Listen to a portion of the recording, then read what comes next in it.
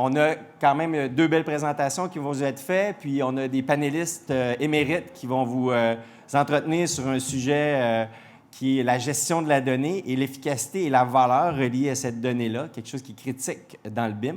Donc, je vais inviter les panélistes que je vais présenter tout à l'heure à joindre votre place, s'il vous plaît. Donc, je vais vous présenter les panélistes tout à l'heure.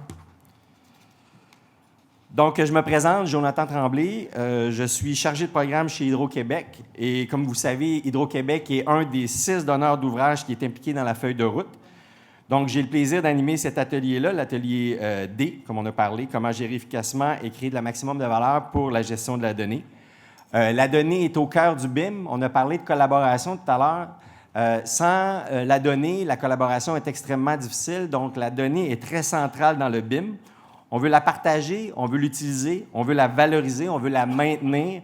Donc, c'est un grand chantier de travail. Puis ça se fait tout au long de la gestion du cycle de vie de l'actif. Donc, c'est très important. Donc, l'atelier va se dérouler ainsi. Dans le fond, dans un premier temps, il y aura une présentation d'une vidéo qui va expliquer l'importance puis un peu le contexte de la gestion de la donnée. Ensuite, on aura une mise à niveau qui sera faite. Dans le fond, il y a 2 conférenciers qui vont nous présenter, dans le fond, une mise à niveau de la gestion de la donnée. Donc, on a Liu Dao, qui est gérante d'innovation senior chez Pomerleau et qui travaille beaucoup aussi à la transformation numérique. Et on a aussi M. Nicolas Catelier, qui est architecte et spécialiste BIM chez BIM Pur. Donc, il est le fondateur de BIM Pur. Donc, ça sera le 2e volet. Ensuite, il y aura ensuite des présentations. On aura un panel. Donc, je vous présenterai les panélistes. Là, désolé, je ne les ai pas présentés, mais on va bien les introduire tout à l'heure. Donc, des panélistes qui sont émérites, qui ont une grande expérience. Donc, on va vous les présenter. Puis, on va débattre un peu de différentes questions et des enjeux, dans le fond, qui entourent la gestion de la donnée. Puis, en fond, à la fin, dans le fond, on aura une période de questions, peut-être 10 minutes de questions pour essayer de vous laisser poser quelques questions dans la salle aussi suite à nos discussions, parce qu'on est quand même intéressés à vous entendre. Idéalement, on aurait eu plus de temps, mais quand même, on voudrait vous donner quand même la chance de vous exprimer puis de pouvoir poser des questions. Donc, sans plus attendre, comme je vous dis, on était un peu serré dans le temps, donc je voudrais vous présenter la capsule vidéo qui suit.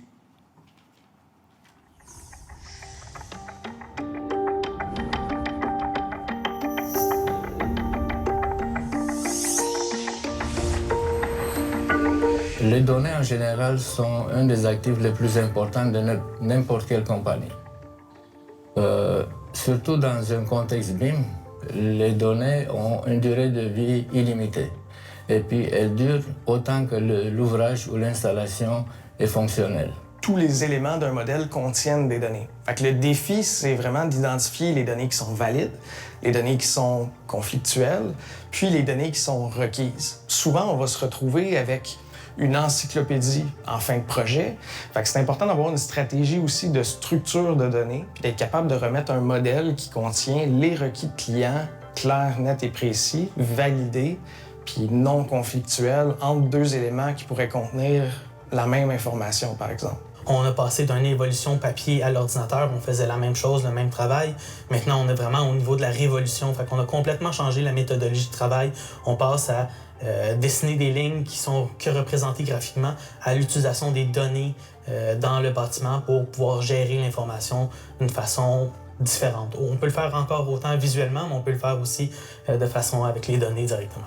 Le cerveau humain, il est habitué à travailler en 3D. Il voit en 3D. Ce qu'on voit autour de nous, c'est du 3D. Le 2D, c'est une représentation pour que les gens puissent comprendre la même chose, mais des fois, le fait d'interpréter un dessin, ça peut amener des erreurs de parcours. Au AEC en maquette numérique, j'enseigne les familles Revit, ou ce qu'on appelle souvent les objets dans lesquels on va travailler dans un bâtiment, par exemple. Et on peut inclure des données supplémentaires. On peut avoir une porte, mais dans la porte, on peut avoir les requis au niveau du code qui sont préétablis, qui peuvent être autant visuels que de manière à des données. Et là, on va pouvoir l'utiliser concrètement. Fait qu'on va pouvoir avoir notre modèle complet et s'assurer qu'il n'y ait aucun élément qui rentre en conflit. Exemple, la ventilation, la structure, s'assurer que nos portes ne rentrent pas en conflit, en ouverture avec aucun élément, ce qui était beaucoup plus difficile à faire avec des plans 2D. On n'avait pas le format 3D de nos objets. Je pense que le BIM est beaucoup plus visuel et concret. Sur les plans, souvent, on a des plans de disciplines qui sont séparés. On n'a pas un plan avec toutes les disciplines, par exemple, dans un corridor. Ce serait illisible. Par contre, quand on le regarde dans un modèle 3D, d'être capable de faire une coupe, d'être capable de voir rapidement sur les plans c'était quoi en 3D avec tout le monde ensemble, ça parle beaucoup. Parce que dans le passé, je vous donne un exemple, quand on voulait faire la réfection d'une installation, on cherchait des rouleaux de dessin des années 40. Et puis le dessin et la réalité n'étaient pas, c'était deux mondes différents. Aujourd'hui, là, dans un contexte BIM, la donnée, elle est réelle, elle est évolutive, elle est en mouvement. Donc ce que je vois dans le virtuel, c'est exactement ce que j'ai sur le site. C'est important pour s'assurer que les données sont partagées de façon efficace, que la communication est efficace, d'avoir un environnement de données commun pour tous, un répertoire où on va retrouver toute l'information. On ne parle pas de modèle, mais vraiment de l'information du projet. Donc, que ce soit des questions, que ce soit des déficiences qui sont soulevées ou quoi que ce soit vraiment dans un environnement commun. Ça va être vraiment pratique. On va tous parler le même langage. Ça va être beaucoup plus simple. Et avec le temps, on parle même d'avoir des standards pour partager les données pour qu'on puisse l'utiliser avec le logiciel de notre choix. Donc, on s'en va vers là, ce qui est très positif. L'environnement commun de données là, qu'on va mettre en place, là, il va être transféré à l'exploitant. Parce qu'aujourd'hui, à l'exploitant, quand je lui livre un projet clé en main, ça s'en vient avec 2 camions de rouleaux à dessin. Donc, il perd du temps comme ça se peut pas, là, juste pour consulter ce qu'il y a dans sa cour. Tandis qu'en ayant un référentiel 3D, là, géolocalisé, géoréférencé, il peut se rendre tout de suite et puis trouver le pedigree de tout ce qu'il veut chercher là. Et si lui, en tant qu'exploitant, fait des modifications dans son ouvrage, dans son installation, il doit les renseigner dans l'environnement commun de données de manière qu'on ait toujours le virtuel ISO avec le réel. Et puis ça, c'est le rêve final, là, c'est les jumeaux numériques. On sauve du temps. Donc, le travail qu'on va faire, on n'aura pas à le refaire 2-3 fois. Donc, quand on travaille en 2D, c'est facile à voir. On a un plan, une élévation, je fais changement sur un plan, je vais le faire sur l'élévation. Et si on rajoute d'autres éléments, on va les faire partout. Quand on travaille dans des logiciels de données de BIM, le changement, on le fait à un endroit, il va transparaître partout dans le projet. Donc, c'est de fournir ça dans un format qui convient au client, que ce soit un format ouvert comme IFC, que ce soit le modèle Revit lui-même, que ce soit une extraction de données pour sa plateforme d'exploitation de son bâtiment, vraiment de venir rencontrer les requis.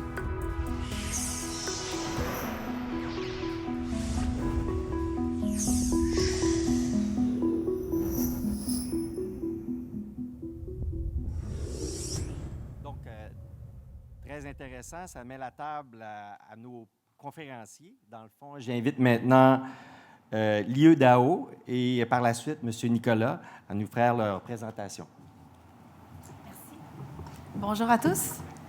Merci d'être ici ce matin pour écouter sur le BIM et aussi sur d'autres notions un peu plus avancées. Alors, vous pouvez me poser des questions par la suite. Je vais aller quand même rapidement sur les notions.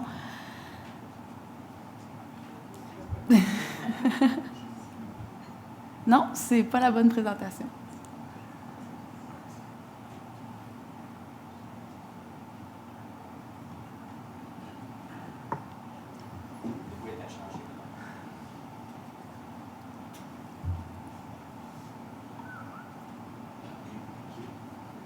Oui. Désolé pour la confusion. OK.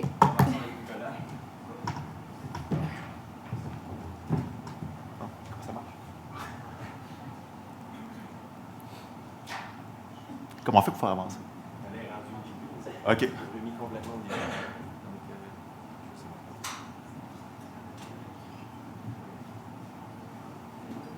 Ah, OK.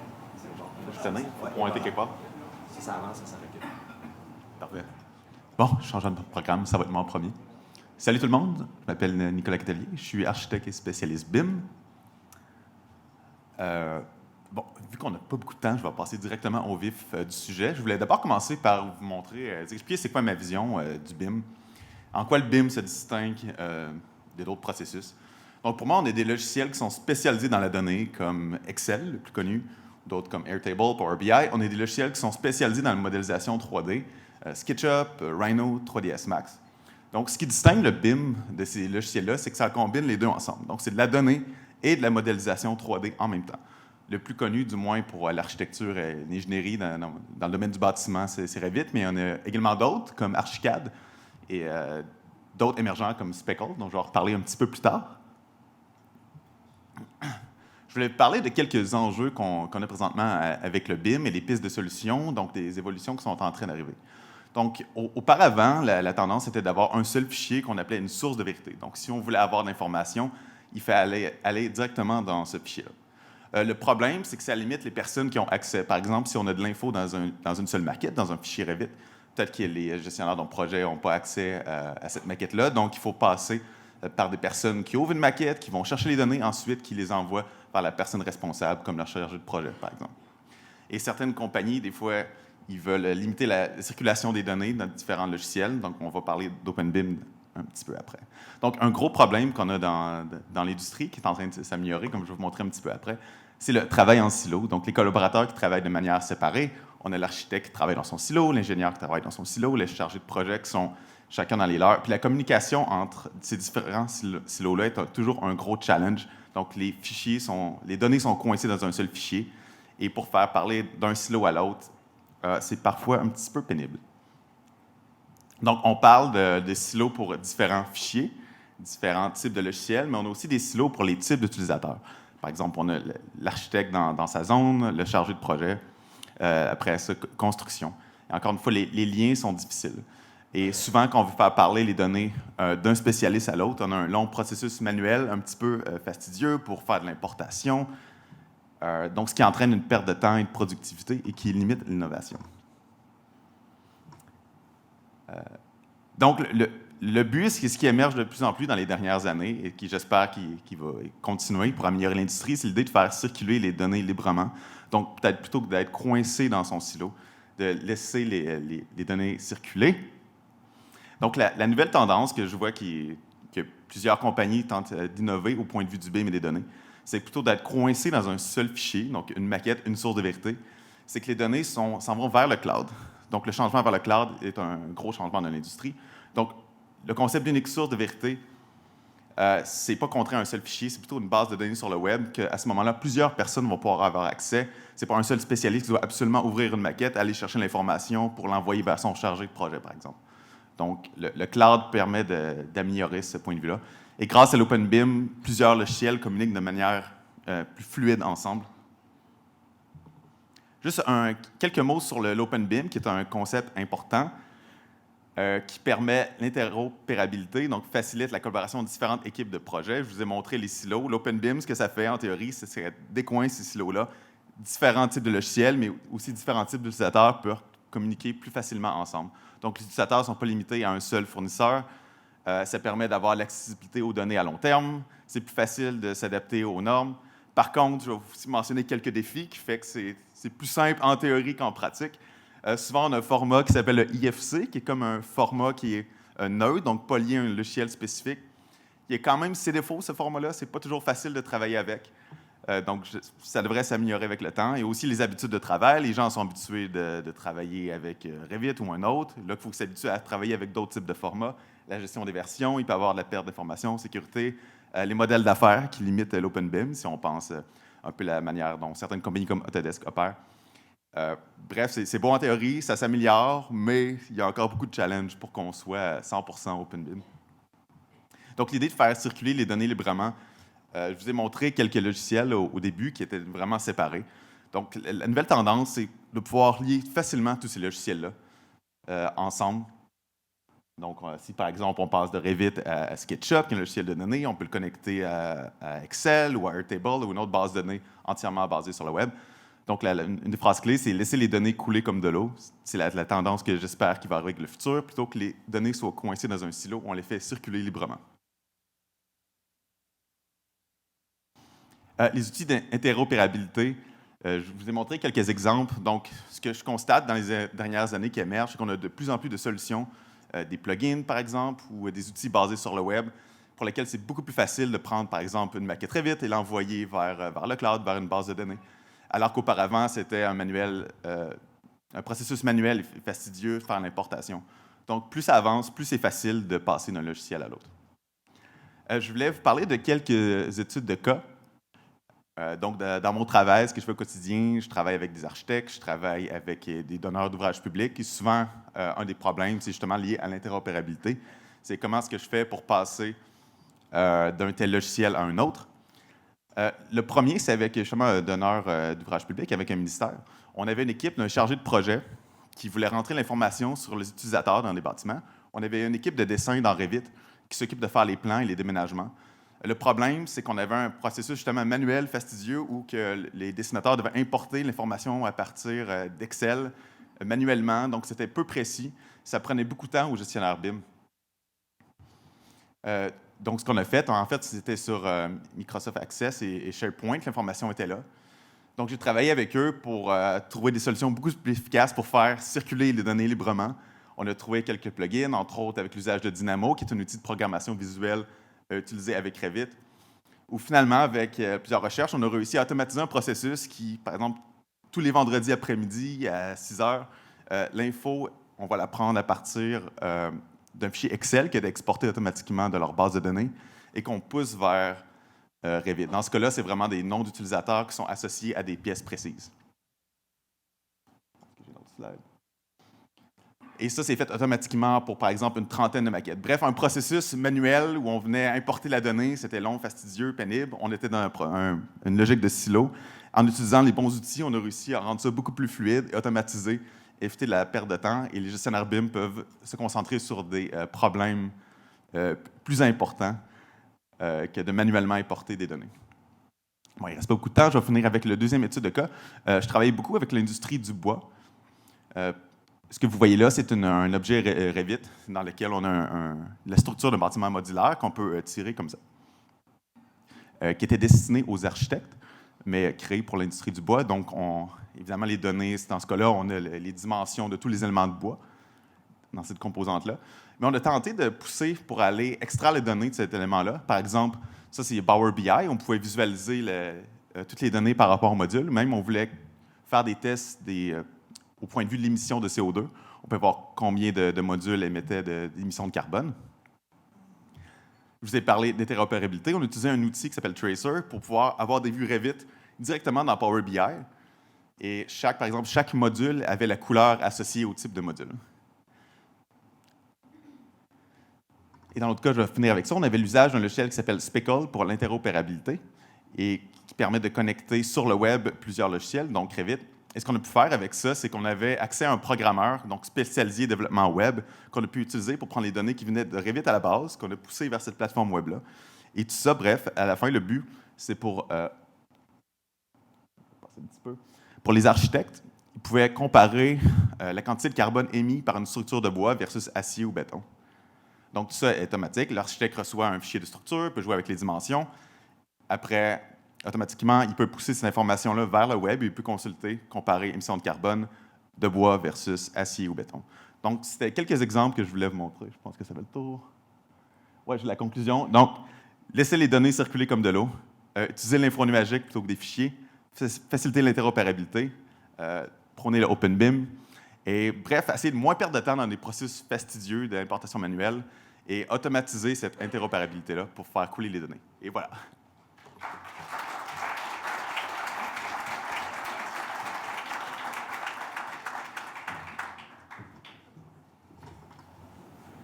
Prise 2, OK, ça fonctionne. Donc, bonjour, je me représente, lieu, gérante innovation chez Pomerleau, senior, bien sûr, il faut le mentionner.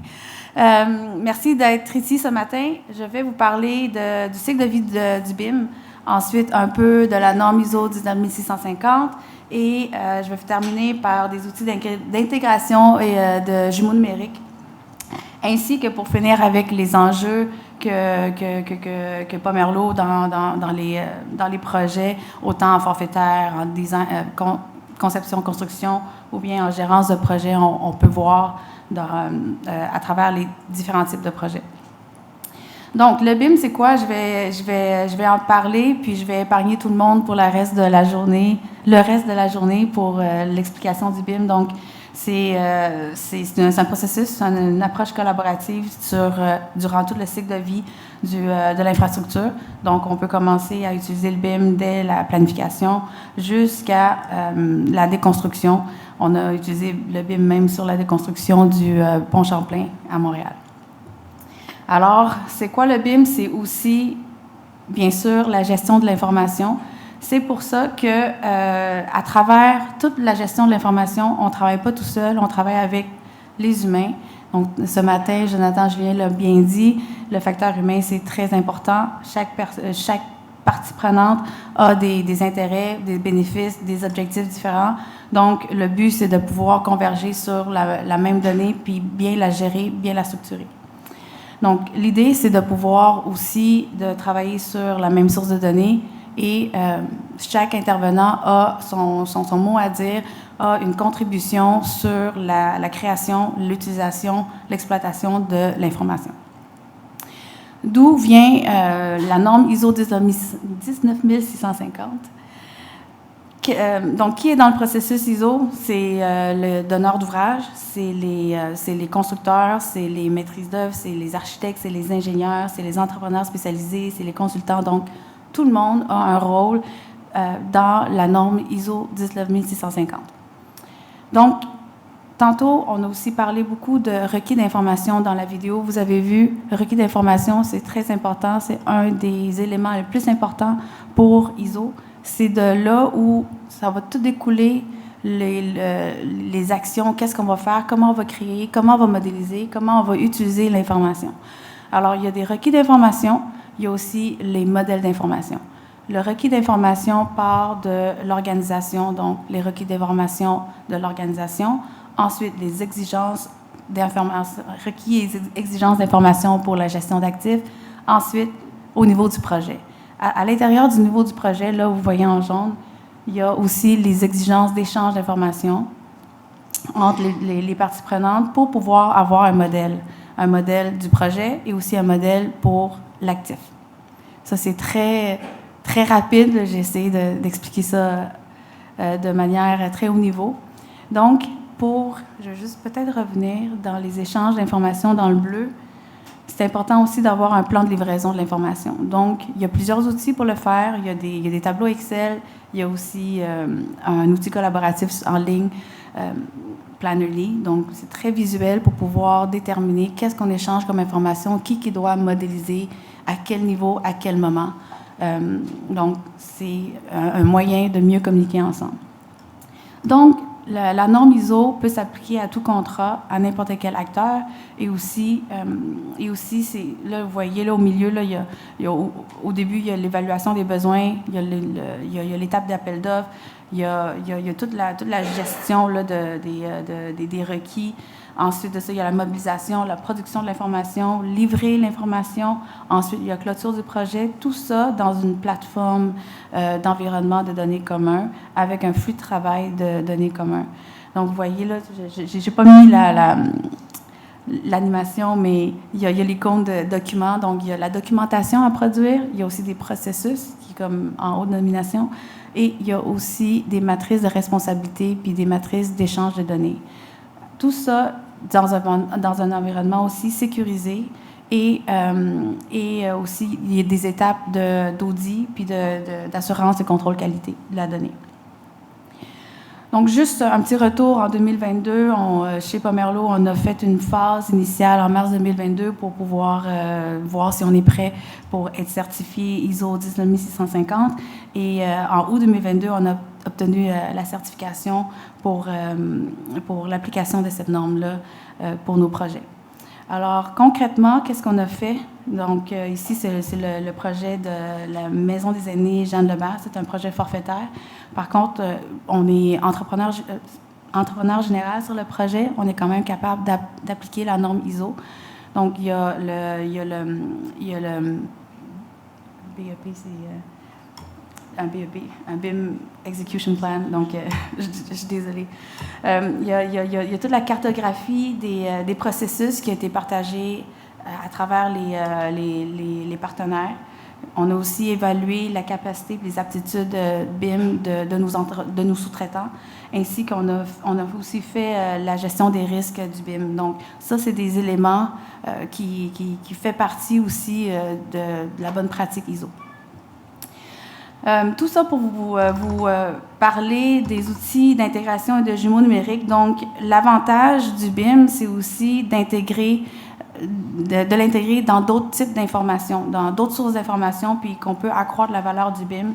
C'est là qu'on parle aussi de la convergence vers le BIM et les systèmes d'information géographique. Donc, c'est quoi les autres sources d'informations au-delà de juste de l'information du projet? C'est les informations des infrastructures, des différents services de la ville, les services souterrains. Donc, le but, c'est de pouvoir converger puis utiliser l'information du BIM au niveau du projet, mais aussi dans son contexte dans lequel il est relié. Ça, c'est une petite vidéo. Je ne sais pas si ça fonctionne. Bon, l'autre vidéo ne fonctionne pas. Est-ce que quelqu'un pourrait m'aider? Donc, l'idée, c'est que vous voyez le modèle 3D dans un environnement géographique et c'est interactif, c'est sur le cloud. Vous n'avez pas besoin d'avoir de downloader de l'information. Voilà. Donc, ça roulait depuis tantôt, c'est juste lent. OK, je vais faire l'autre parce que celle-là aussi, c'est bien. C'est l'intégration aussi des modèles avec toutes les infrastructures, tous les services sur la même plateforme. Donc, intégrer toutes les données ensemble. Donc, je voulais terminer sur les enjeux. Qu'est-ce qui est important qu'on a vu à travers les projets, c'est qu'il faut que ce soit OpenBIM. Donc, tantôt, là, on avait un concept, là, Nicolas devait passer en deuxième parce qu'il allait parler plus de OpenBIM. Donc, c'est important pour nous d'utiliser des formats interopérables. On ne veut pas être pris avec un seul fournisseur de logiciels, puis on veut maintenir l'indépendance de la gestion de l'information. Au niveau des plateformes de collaboration et de EDC, là, des environnements communs de données, encore une fois, on ne veut pas être pris avec un seul fournisseur, on ne veut pas être pris en otage lorsque ça ne fonctionne pas. Et on encourage l'interopérabilité des fichiers. Le dernier point, c'est les données d'infrastructure souterraines. En fait, les données d'infrastructure, les TQC, les données publiques, elles doivent être disponibles pour qu'on puisse bien intégrer l'information pour mieux planifier, mieux gérer.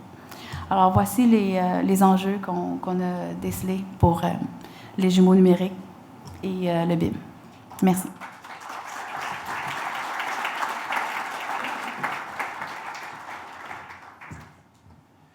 Merci beaucoup aux deux conférenciers. Merci Liu, merci Nicolas. Donc, maintenant, on passe à la partie panel de discussion, donc beaucoup d'échanges en perspective. Je vais commencer par vous présenter les 5 panélistes qui s'ajoutent, dans le fond, à nos 2 conférenciers. Donc, je vais commencer, je ne serai pas nécessairement dans l'ordre, vous ouvrez votre main, mais vous dites « Ah, OK, on va plus afficher ici ». Donc, M. Alain Beaumier, qui est directeur BIM et Innovation en construction, Civil et Mines chez EBC. Bonne main d'applaudissement, s'il vous plaît. Monsieur Émile Lebriscou, qui est chargé de projet pour la feuille de route BIM du gouvernement et ingénieur CAO PNM chez Hydro-Québec. Monsieur Antoine Ducharme, qui est chef développement des outils CAO et scan 3D chez BBA. Monsieur Dario Silva, qui est directeur BIM chez la firme Coex. Et M. Pierrick Varnier, qui est ingénieur-chef d'équipe de la Ville de Québec et responsable de tout ce qui se fait en BIM dans la Ville de Québec. Donc, allons-y avec une première question. Dans le fond, quel est le lien entre la donnée BIM, entre la donnée et le BIM? Ça veut dire quoi, cette donnée-là? Donc, peut-être Antoine pourrait peut-être commencer? Oui. Est-ce que vous m'entendez? Petit test. Oui. Petit test. Le numéro 6. En fait, Comparativement à beaucoup de gens ici dans la salle, nous, on travaille dans... BBA est une firme de génie conseil dans le domaine en fait, privé. Donc, la grande majorité des projets sont privés et non gouvernementaux. Mais on a une approche BIM, en fait, depuis plusieurs années. Puis, ce que je veux vous donner un petit peu comme exemple, c'est comment on gère cette information à l'interne, en fait. Parce que c'est super important, parce que nous, on a énormément de disciplines. Donc, on a les gens de béton, les gens de structure, les gens d'automatisation, d'électrique, de mécanique, de tuyauterie, d'automatisation. Tous ces gens-là doivent se parler. Puis, dans le fond, je vais vous donner juste un exemple concret. Donc, on a centralisé nos données sur une base de données depuis des années. Puis, ce qu'on fait, en fait, c'est que, je donne un petit exemple, quelqu'un en procédé décide de changer le procédé d'un concentrateur de fer, puis on a besoin d'améliorer, en fait, de grossir une pompe. OK? Donc, ce qui va arriver, c'est que cette donnée-là va s'en aller directement à l'ingénierie mécanique. Donc, l'ingénieur mécanique va recalibrer sa pompe, va en prendre une plus grosse, dans le cas présent. Automatiquement, les gens d'électrique vont recevoir cette valeur-là. Donc, ils ont besoin de calibrer un autre moteur, parce que la pompe va demander plus de HP, donc un autre moteur. Donc, cette information-là, on parlait de fluidité des données tantôt, c'est un peu ça. C'est qu'on part du procédé, on s'en va à l'ingénierie mécanique, on s'en va à l'ingénierie d'électrique. Puis par la suite, ces valeurs-là s'en vont également dans nos dessins 2D schématiques. Parce que nous, on a beaucoup de dessins 2D schématiques, donc tout ce qui est électrique, tout ce qui est procédé. Donc, ces valeurs-là vont se changer automatiquement dans nos dessins AutoCAD. Les données de procédé, les diamètres de tuyauterie, les propriétés sur la ligne, sur la pompe elle-même. Par la suite, ces valeurs-là s'en vont dans le 3D. Donc, c'est avisé directement au concepteur en tuyauterie. Donc, le concepteur en tuyauterie qui avait déjà modélisé sa ligne de 10 pouces, il dit finalement, ma ligne est 14 pouces. Donc, reçoit cette information-là, refait sa modélisation, puis par la suite, cette ligne-là était supportée par des gens qui avaient fait un support de structure. Donc, les gens de structure sont avisés de ce changement-là, puis refait le design en fonction des charges qui ont été appliquées par les gens en tuyauterie. Donc, vous voyez la fluidité, là, moi, ce que je retiens de nos deux conférenciers, la fluidité des données à l'interne, pour nous, c'est super important. Donc, on part du procédé, puis on s'en va jusqu'à la fin. Donc, c'est un bon exemple au niveau du côté firme ingénierie. Tout excellent. Maintenant, je prendrais du côté entrepreneur, peut-être. Alain, comment tu voyais ça? Entrepreneur, en 2003, on a eu le projet du métro à Laval. Puis, on avait des dessins 2D. On trouvait qu'il y avait quelque chose qui ne fonctionnait pas dans les dessins 2D. Fait qu'on s'est mis à le dessiner en 3D. Fait qu'on a modélisé tout le métro à Laval en 3D pour s'assurer que tout fonctionne. Mais ce qui est arrivé avec ça, c'est que mon patron il dit « Ouais, mais là, c'est fait en 3D. Es-tu capable de me sortir les quantités? » Ben oui, c'est assez facile. On a le 3D. Ah, ben là, ça, c'est le fun. On n'aura pas besoin de calculer ça à mitaine. Fait que là, ça a bonifié un peu la raison pourquoi on avait fait le 3D. En 2008, on a un projet au Manitoba qui est une centrale. Puis là, on avait tout modélisé ça en 3D. Ils disent, on fait quoi, là? C'est quoi la séquence? Tu peux-tu me mettre des dates au bout de ça, tu sais, puis montrer la séquence, comment ça se fait? Ben oui. Fait c'est là que Navisworks est né, en 2008. Et là, on a dit, OK, on va mettre des dates, on va mettre un échéancier. Et là, ce que ça l'a donné, ça nous a permis de savoir ce qu'on faisait en hiver. Fait que là, ça nous a permis de mieux designer nos abris d'hiver parce que là, on disait, regarde, cette période-là, on va le faire en hiver, donc on ne va pas designer ça. Oh, là, ça bonifie un peu les choses. Après ça, en 2014, est arrivé les plateformes BIM, puis tout ça. Et là, on a dit, OK, on va attacher l'événement à ça. C'est-à-dire quoi? Qu'est-ce qui s'est passé? Comment on rattache ça? C'est-à-dire un document, un dessin d'atelier, n'importe quoi qui pouvait être attaché à ça. Là, ça s'est comme ajouté. Fait qu'avec un modèle 3D, ça me permet d'avoir un classement visuel. que plutôt un fameux répertoire d'os que vous connaissez tous. Et là, on a un répertoire visuel. Tout ce secteur-là, on dit, OK, prenez-les ensemble, puis gérez-les. Fait que là, ça nous permettait de mieux structurer nos demandes, nos choses. Aujourd'hui, aussi, bien là, les machines connectées, on parle des GPS sur les pelles, les équipements, là, ça demande, ça gruge du 3D, ça veut de l'information. Okay? Ça donne un meilleur travail. Ça ne produit pas plus vite, mais ça donne une meilleure qualité. Et ça, c'est important. Fait que là, on est rendu que le 3D pousse dans la machine. Ça finit plus tout ça, là. Et là, on dit, oh, oui, mais là, là, tu as un 3D, peux-tu me dire là où ça va mal? Qu'est-ce où ça va mal? Oui, mets-moi en rouge ce qui coûte cher, ce qui coûte pas cher, puis tout ça. Ah, bien là, on a un modèle 3D, au lieu d'avoir des chiffres qui nous montrent que la section 201-22, elle va pas bien. Là, on dit, non, là, maintenant, le bâtardeau à telle place ne va pas bien. Fait qu'on voit avec une image visuelle, qu'est-ce qui se passe? C'est ça la bonification de la donnée. Plus on en fait, plus on trouve des usages. Mais si on reste de notre côté à faire des bordereaux comme le ministère des Transports fait encore aujourd'hui, très, très structurés, bien, on va rester avec des chiffres et des lettres. On n'aura jamais une bonification 3D. C'est ça un peu la gestion de la donnée importante. Donc, merci beaucoup, Alain. On voit l'information, tout le rattachement avec la base de données, avec la 3D, avec donc, comment tout attacher ça ensemble de façon plus facilement gérable. Peut-être j'inviterais Pierrick à nous parler peut-être du côté gestion de l'actif, parce qu'on parle de la donnée, mais on dit qu'il y a beaucoup d'ajouts et de valeur au niveau de l'actif. Comment tu voyais ça, toi, au niveau de l'actif? Oui. Micro. Est-ce que vous m'entendez? OK. Ben, dans le fond, on a déjà vu la grande valeur ajoutée là, des données au niveau de la conception, de la construction, ça c'est indéniable. On voit vraiment des grands gains. Ce qu'il faut savoir, là, c'est que nos actifs, nos infrastructures là, qui sont bâties, la partie construction, conception, c'est une partie, mais la grande majorité de la durée de vie de notre actif, ça va être en phase d'exploitation. La grande partie des coûts aussi, là, on parle de 60, 70, 80% des coûts vont être en phase d'exploitation. Donc, dans le fond, si je vous donne l'exemple de la Ville de Québec, l'intention qu'on a depuis le début, là, c'est de vraiment valoriser les données recueillies en cours de projet pendant la phase d'exploitation. Donc, concrètement, qu'est-ce qu'on fait? On a des requis d'informations très précis. Tantôt, Lieu en parlait de la norme ISO 19650, là, donc les requis d'informations, c'est un des rôles du donneur d'ouvrage d'aller les préciser. Donc, concrètement, nous, ce qu'on va faire, c'est qu'on définit une certaine quantité d'informations pour certains équipements spécifiques identifiés avec nos équipes d'exploitation et d'entretien qu'on va aller collecter au cours du projet. Donc, pendant la phase de conception, il y a une partie de l'information qui est rentrée par les concepteurs. En phase de construction, c'est complété par les entrepreneurs.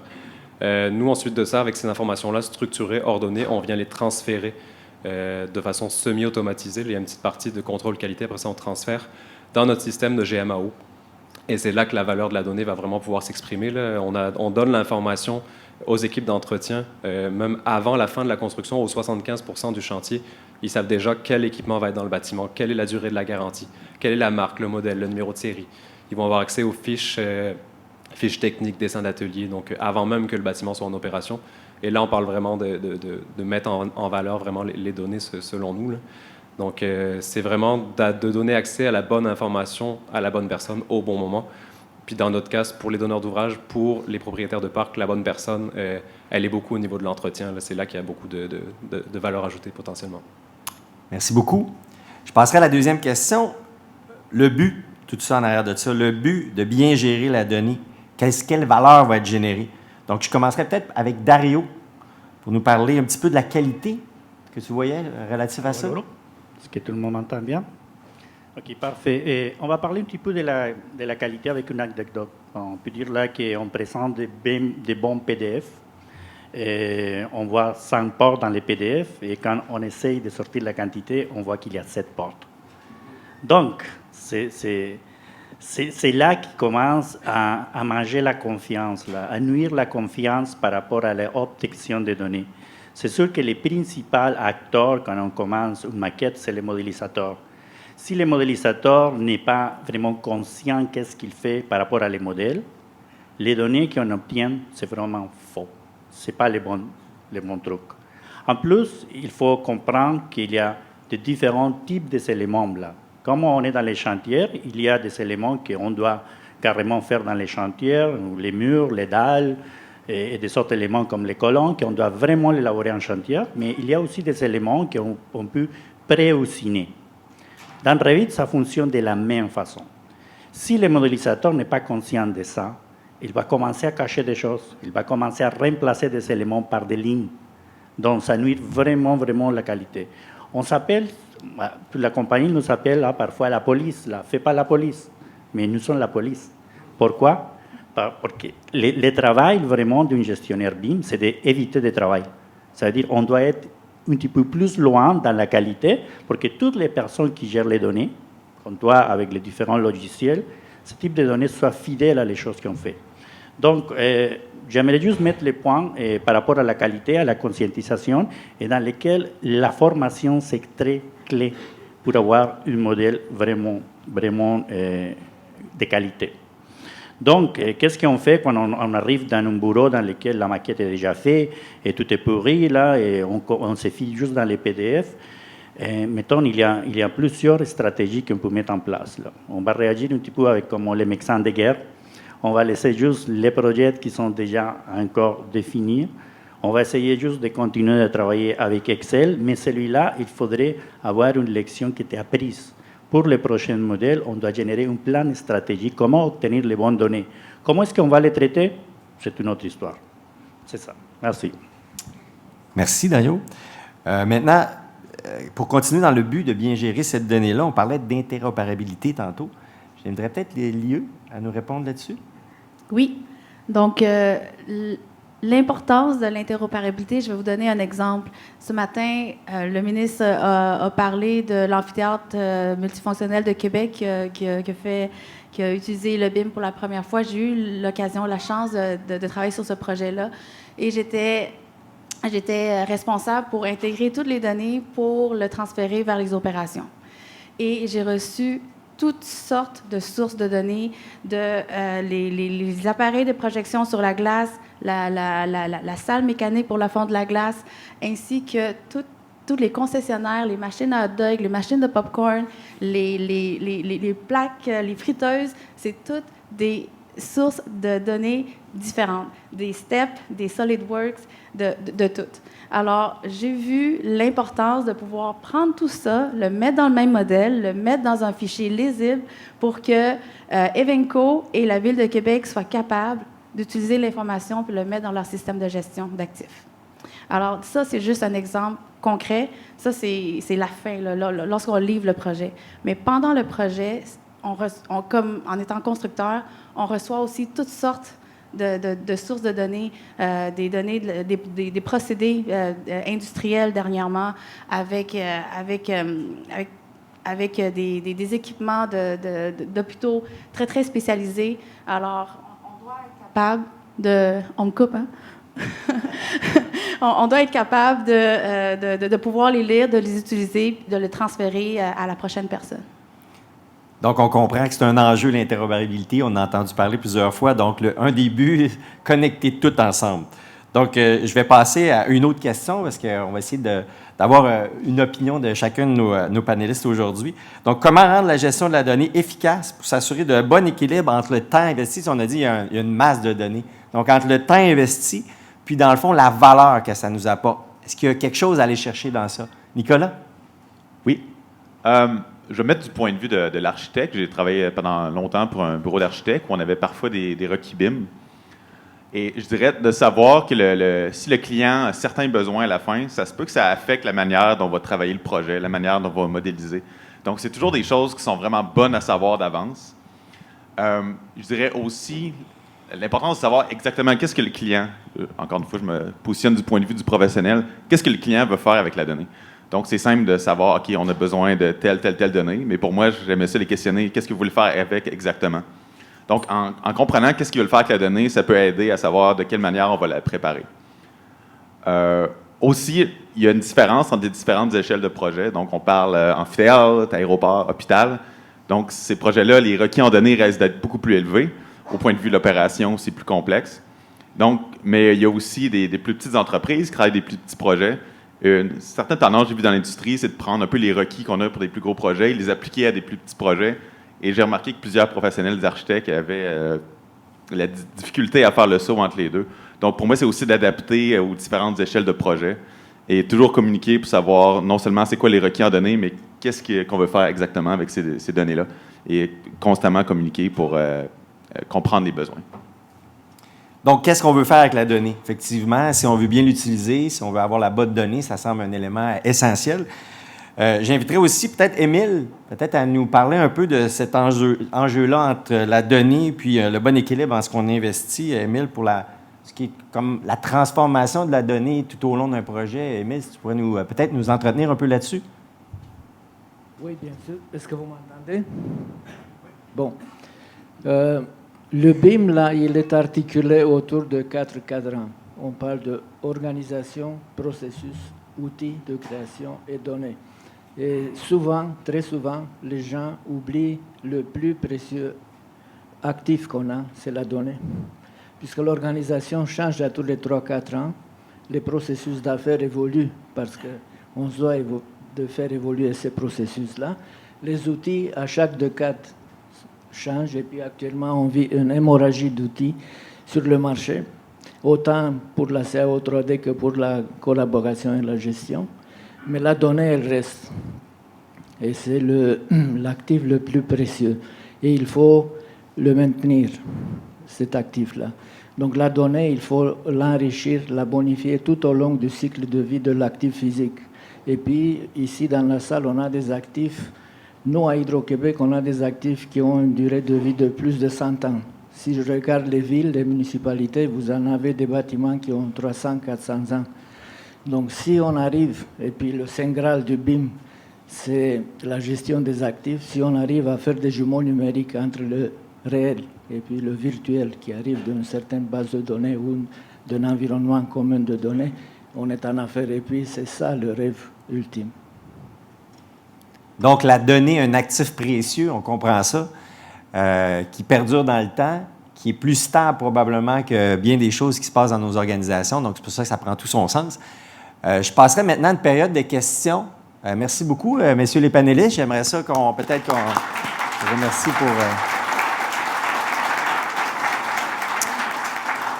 Puis, on a un peu de temps, donc on aurait du temps pour des questions. Puis ça va être intéressant de vous entendre aussi, vos enjeux à vous, qu'est-ce que vous avez compris, où avez-vous des questionnements dans votre travail de tous les jours par rapport à la donnée. Donc, est-ce qu'il y aurait des questions dans la salle? Ça prend toujours quelqu'un qui casse la glace. Ça m'en prend un courageux après, ça va bien. Ah, oui, peut-être on a un micro ici, oui. Le monsieur ici après, là, j'ai vu votre main. Peut-être vous présenter, qu'est-ce que vous faites, puis après ça, nous dire votre question. Est-ce que ça fonctionne, le micro? Parfait. Parfait, oui. Bonjour tout le monde. Alexandre Daou, maintenant de la Ville de Québec. Ma question était pour Nicolas. J'ai adoré une de tes phrases que tu viens de dire. C'était au niveau de qu'est-ce qu'on veut faire avec la donnée. Tu avais dit, je pose la question, qu'est-ce que tu veux en faire de la donnée? Puis dans le fond, c'est une super bonne question parce qu'il y a un équilibre à trouver qui est peut-être difficile dans le sens que si je n'ai pas programmé ma maquette de la bonne manière, plus tard, si je regarde, puis ah non, tous ces équipements-là électroniques, on va dire, j'ai pas rentré une certaine donnée qui aurait pu m'aider plus tard pour mon exploitation. Tu sais, c'est beaucoup d'efforts par la suite de tout. Reprogrammer ça, évidemment, il y a des bases de données, des choses que... Tu sais, à cette heure, ça s'ajoute facilement à un paramètre, mais quand même, c'est quoi votre conseil ici là, pour le bon équilibre? Tu sais, je sais qu'on pourrait peut-être s'inspirer de requis d'informations selon le type d'ouvrage que Building Smart pourrait proposer. Tu sais, il y a des aspects un peu plus techniques, mais pour monsieur, madame, tout le monde qui veut partir un projet BIM, puis tu lui dis « Hey, by the way, tes équipements, tes locaux, tes actifs, il va me falloir un requis d'information. » C'est qu'est-ce qui ajoute puis qu'est-ce qui enlève un petit peu dans toute cette information-là? Oui, bien, je pense que ça se passe vraiment au début du projet. Puis oui, il y a les requis d'information, un peu l'aspect, pas bureaucratique, mais avoir les différents documents standards pour ça. Mais pour moi, c'est vraiment discuter entre professionnels et clients, vraiment comprendre exactement c'est quoi. Donc, c'est vraiment des discussions. Puis je travaille avec des donneurs d'ouvrage, puis c'est aussi le standard, mais d'avoir une réunion BIM au début du projet, là, juste avant de commencer. Puis on a le PGB, le plan de gestion BIM, où tous les requis BIM sont là. vraiment de clarifier, expliquer qu'est-ce qu'il y a là-dedans pour être sûr que tout le monde se comprend. Puis là, l'architecte va pouvoir dire, OK, je vais pouvoir préparer mes maquettes de telle ou telle manière selon vos requis à la fin. Parce que vous voulez utiliser les données pour cette raison très précise-là. Donc, côté communication, pour justement pas qu'il y ait une mauvaise surprise à la fin, que le client dise, hey, finalement, on avait besoin de telle donnée, mais votre maquette est vraiment pas adaptée pour ça. Puis l'architecte professionnel ne sait pas trop comment faire pour régler le problème. Donc, communication le plus tôt possible dans le projet. Certainement. Merci. Il ne faut pas oublier le côté humain, en fait. Parce que, tu sais, c'est pas parce qu'on a des données... C'est pas parce qu'on a des données qu'il ne faut plus se parler, là. Je pense que c'est... Bon point. Moi, je fais partie de ça, là. Je suis toujours en train de pousser ces gens pour avoir des réunions, puis se parler, puis de commencer. Donc, oui, en début de projet, super important, la communication, puis de bien partir du bon pied. Il y a des erreurs, il va toujours en avoir. C'est sûr. C'est certain. On ne peut pas tout corriger avec les données, mais on peut vraiment s'améliorer. Peut-être rebondir sur ce point-là. Oui, le côté de début de projet, là, je pense que c'est le point vraiment important. Là. J'en parlais avec un entrepreneur la semaine dernière, justement. Là. Il y a encore un très petit pourcentage des projets qui vont bénéficier, se servir des données en phase d'exploitation. C'est déjà un tout petit pourcentage. Puis parmi ces projets-là, la grande majorité, on va se poser la question à la fin du projet. C'est quoi nos données? Qu'est-ce qu'on fait avec? C'est vraiment pas ça la bonne pratique. Là. Si on regarde la norme ISO 1950, ce qui est dit, c'est le rôle du donneur d'ouvrage de définir ses requis d'information avant même que les autres intervenants soient rentrés. On n'a pas d'architecte, pas d'ingénieur, pas d'entrepreneur. On sait déjà ce qu'on veut comme information. Ça, c'est la bonne pratique, puis c'est encore un très, très petit pourcentage. Et donc, dans le fond, les donneurs d'ouvrage dans la salle ici, vous devez vous poser la question avant même le démarrage du projet. Qu'est-ce que j'ai besoin comme information? Après ça, ça va rouler tout seul. Parfait. Par la suite du projet. Pensez à ce que l'on veut dès le début. Bon conseil. Merci beaucoup. Merci pour la question. Je vais prendre une dernière question. Question pour Liu. Peut-être Daniel te présenter. Ah, excuse, Daniel Drouin, conseiller expert en RPI. Pour surfer sur la question d'avant, est-ce qu'en amont, dans le début du projet, tu savais que tu étais pour fournir toutes ces informations-là à ton client? Lequel projet? Le dernier projet là, que tu as présenté, là, où il y a eu le transfert de données vers les opérations? Dans l'historique, le BIM n'était pas requis dès le début. Donc, c'est peut-être un peu après qu'on s'est tout réorganisé pour pouvoir transférer l'information. Donc, on a dû faire beaucoup de manipulations manuelles, mais c'est là où c'est très important, pour les leçons apprises dans le futur, c'est de déterminer les requis dès le début. Puis comme ça, on va pouvoir tracer le chemin pour le reste. La question qui tue, le donneur d'ouvrage ou le client, c'est-à-dire opérant, as-tu payé pour cette information-là? Puis est-ce qu'il s'en sert aujourd'hui? On va devoir demander au client. Moi, j'étais là pour livrer. Alors, je ne faisais pas partie des décideurs dans le temps. Merci beaucoup pour la question, Daniel. Merci. Donc, je voudrais peut-être une dernière main d'applaudissements pour nos panélistes qui ont été généreux de leur temps aujourd'hui et de leur information qu'ils ont communiqué avec nous. J'espère que ça a contribué à répondre un peu à certaines de vos questions par rapport à la gestion de données, qui est un élément tournant, on comprend, avec le BIM, puis qui nous apporte beaucoup de valeur. Maintenant, ça va être à vous, après ça, d'avoir le défi de continuer dans cette voie-là. Donc, merci beaucoup. Donc, bonjour à tous. Je sais que certainement vous posez la question qui je suis. Je me présente. Je suis CEO Olivier Cambry, chargé de projet de la feuille de route gouvernementale pour le BIM. Je suis également conseiller stratégique en planification de projets au sein de la Société québécoise des infrastructures. Donc, qui est l'un des 6 donneurs d'ouvrage publics justement impliqués dans cette importante initiative gouvernementale qui va durablement transformer l'industrie de la construction au Québec.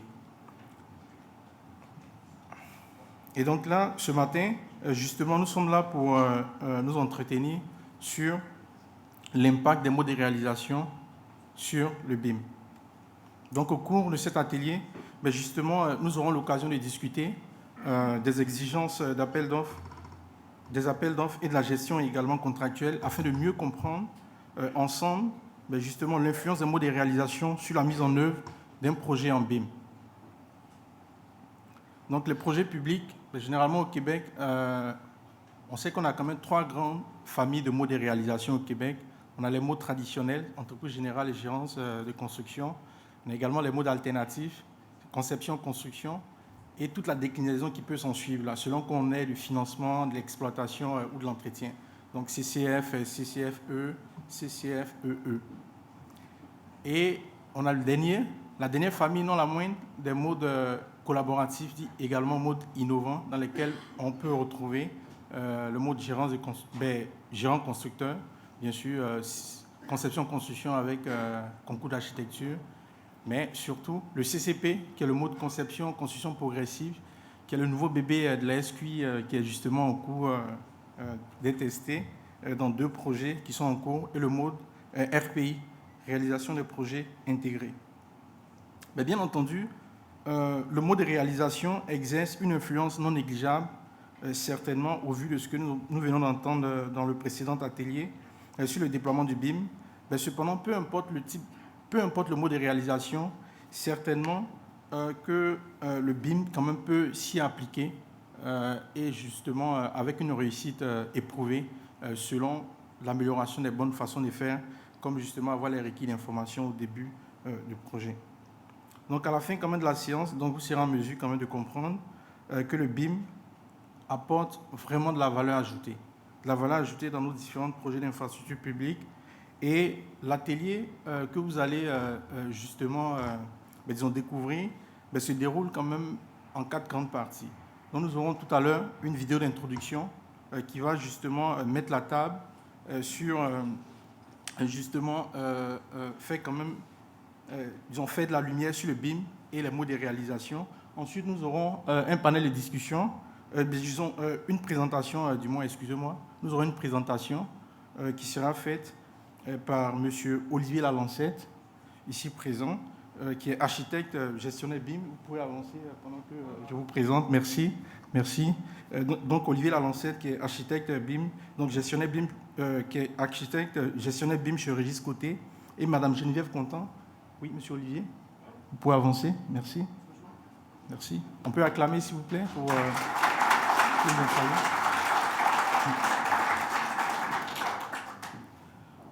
Et ensuite, Mme Geneviève Contant, directrice innovation, qualité et amélioration continue chez TBC Construction.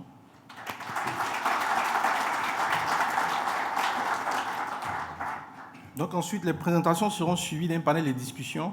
Donc il y a 4 panélistes qui vont rejoindre nos conférenciers. Donc je vous invite à vous installer. J'aurai le temps justement de les présenter tout à l'heure, beaucoup plus en détail, dans un cadre beaucoup plus formel, comme ils le méritent, parce que ce sont quand même les panélistes émérites que nous avons la chance, l'occasion d'entendre ce matin.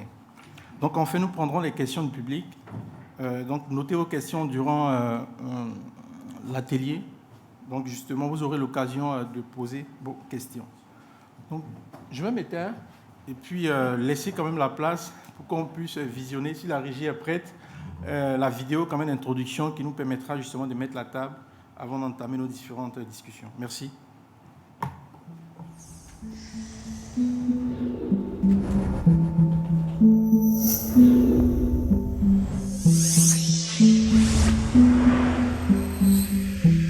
Les modes de réalisation que nous avons à la Société québécoise des infrastructures sont, dans le fond, on a 2 volets. On a un volet de mode traditionnel, dans le mode entrepreneur général et le mode gérance de construction. L'autre volet, c'est les modes qu'on appelle à la SQI, mode alternatif, dans le mode CC, donc conception-construction, le mode CCF, conception-construction-financement. Il y a aussi le mode CCP, conception, construction progressif. Et nouvellement, on a aussi le mode RPI, donc pour la réalisation de projets intégrés. Le plus le projet est intégré, le plus les parties vont collaborer. Donc, plus vous allez vers un mode d'intégration complet, style IPD, Alliance ou des choses comme ça, le plus le BIM, évidemment, va être un outil au quotidien utilisé par les équipes. À l'inverse, quand on a un mode de réalisation plus transactionnel, c'est-à-dire conception faite par le propriétaire et construction confiée à l'entreprise générale va utiliser le BIM pour livrer le projet qui lui est fait, mais probablement que la collaboration sera moins profonde. En l'occurrence, traditionnel se traduit aussi par plus transactionnel. C'est une demande d'un côté et une réponse de l'autre côté. C'est très transactionnel. Alors que l'intégration, il n'y a pas de question, il n'y a pas de réponse. On travaille ensemble. Quand on est dans un mode alternatif, on est en présence d'une équipe intégrée, donc une équipe intégrée où on n'a pas de cloisonnement contractuel. Donc, ce qui fait que c'est plus propice pour le déploiement du BIM. Dans un mode traditionnel, à la SQI, on a des contrats avec chaque fournisseur de services. On intègre des clauses BIM dans ces contrats-là. À l'appel d'offres, on va joindre toutes nos exigences puis nos livrables BIM attendus. Puis après ça, on va les amener à s'asseoir de façon collaborative pour définir vraiment les méthodes et les processus qui vont permettre la réussite du déploiement du BIM dans les projets. Donc, il y a une vague depuis 5-6 ans qui est arrivée des États-Unis, des modes collaboratifs. Ça s'appelle la IPD, Integrated Project Delivery, ou en français, la réalisation de projets intégrés. Au lieu d'avoir 7 contrats, tu as 7 partenaires dans un même contrat. Donc, les barrières contractuelles, si je te parle, il faut que je t'envoie un courriel ou si je veux échanger quelque chose, il faut que je passe par le donneur d'ouvrage qui t'envoie l'information. Ça, c'est tout éliminé. On collabore tous ensemble à cause que le contrat nous le permet. Ce qui est particulier aussi de ce contrat-là, c'est qu'il y a une exonération des responsabilités. Donc, entre les partenaires, il n'y a personne qui peut se poursuivre. Donc, le fait que tu ne peux pas te poursuivre, tu es obligé de collaborer ensemble parce que tu n'as pas le choix. Puis, un autre paramètre important du contrat, c'est si on fait des économies sur le projet-là, bien, ça nous revient, on se les partage entre nous autres. Donc, puis si on perd de l'argent, mais on les perd entre nous autres aussi. Donc, il y a un incitatif vraiment pour collaborer. Donc, il y a une vague au Canada. Il y a une centaine de projets qui ont été faits, qui s'est recensé récemment. Et puis, il y a une volonté, il y a un engouement pour l'industrie du Québec de faire ce genre de projet-là en mode collaboratif. Le BIM a la même valeur ajoutée dans tous les modes de réalisation. Pourquoi? Parce qu'au final, le BIM aide à l'acte de faire l'ingénierie, à l'acte de construire et à l'acte de maintenir après. Ces deux derniers actes, ils sont quand même relativement similaires, qu'on soit intégré ou traditionnel. Le BIM, dans tous les modes de réalisation, a un énorme atout à jouer parce que de toute façon, quel que soit le mode de réalisation, il y a un échange de données entre toutes les parties d'un projet.